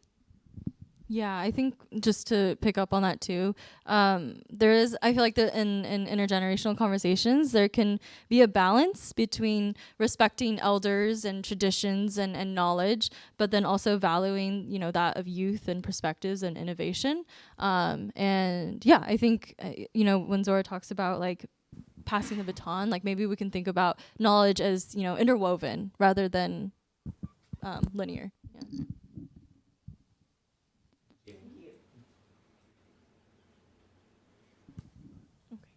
Well, if there's no other questions, I think just wanted to say thank you so much for your time, and thank you so much for all the work that you do for BCA and for our community. And Zora and I recognize that we would not be here without you all here in the room. So Okaka Sama Day, we are who we are because of you. Thank you.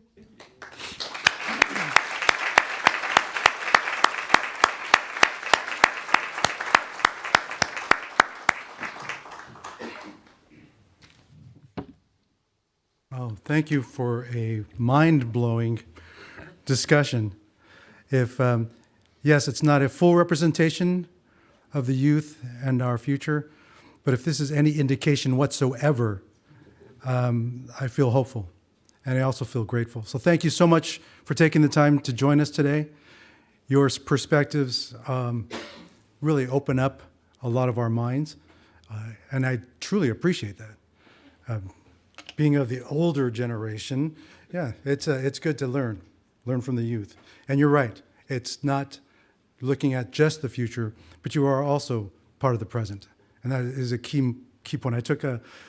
When you said that, I took that to heart. And that does mean a great deal, so thank you so much. So thank you, ladies. Thank you, Zora and Casey, for your wonderful discussion.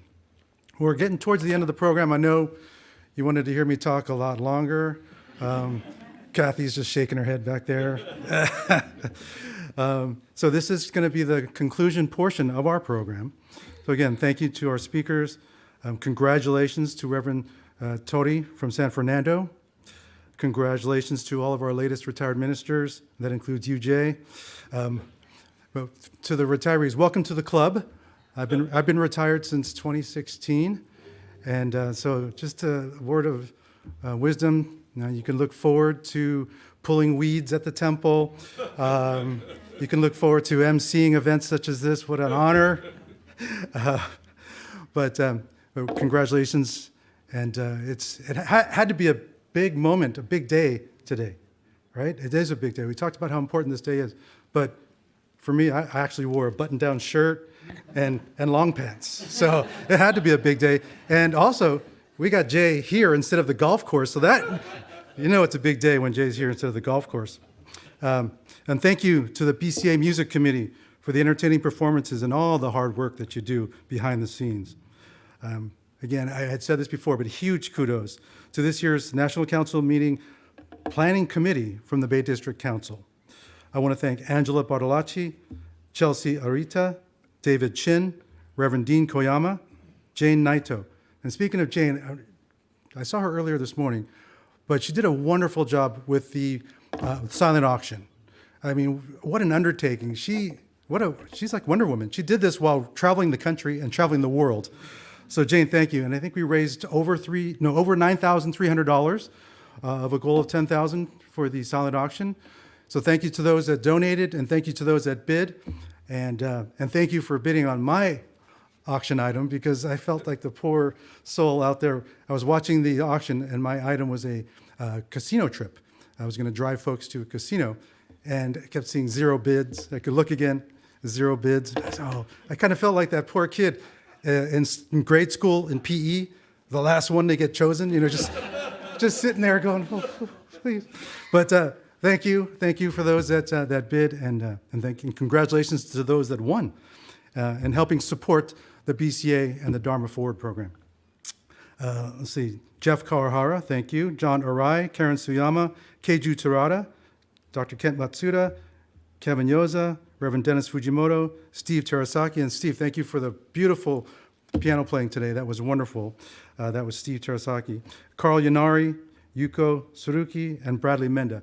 And Bradley, wow, thank you so much. All this technical work for the entire conference, not only today's production, but last weekend, this weekend during the National Council meeting, everything went wonderfully, so we can't say thank you enough, Bradley. You did a wonderful job. Thanks to the Jodo Shinshu Center and the Berkeley Buddhist Temple for hosting, and thank you all for attending today's Eitaikyo service and bearing with me with the BCA National Council meeting program. It's been an honor to be your MC today. I am not going to be back here on Thursday or next weekend, but I am available for gigs. So if you So, to finish, next year's National Council meeting will be the weekend of February 13th through 15th, 2026. It's amazing. 2026. We're already past 1/4 of the 2000s. It's just amazing. And then to see the presentation of the history of this temple was just incredible. What a great story that was. So thank you. So the meeting will be held by the Northwest District. It's going to be in person. So next year's National Council meeting will be in person. It's not going to be hybrid. And it will be held at the Hyatt Regency, Lake Washington in Seattle. So as much as we understand the pivoting and the doing of virtual, how Zoom is kind of, yeah, okay, but it's good and bad. I mean, we connect wider and easier through Zoom, and we can thank the pandemic for that, and it's the only thing we can thank for that. But that does make a difference. So having hybrid services, things like this today, being able to broadcast through anyone connecting to us through YouTube, it's wonderful. But next year, I think their stress is going to be more importance on the personal connection. So being together at the National Council meeting in the Pacific Northwest next year will be a great opportunity. So, in closing, remember to live your promise shared for the past, present, and the future of the BCA. And don't forget, laughter is the best medicine. Thank you very much, and have a wonderful rest of your day.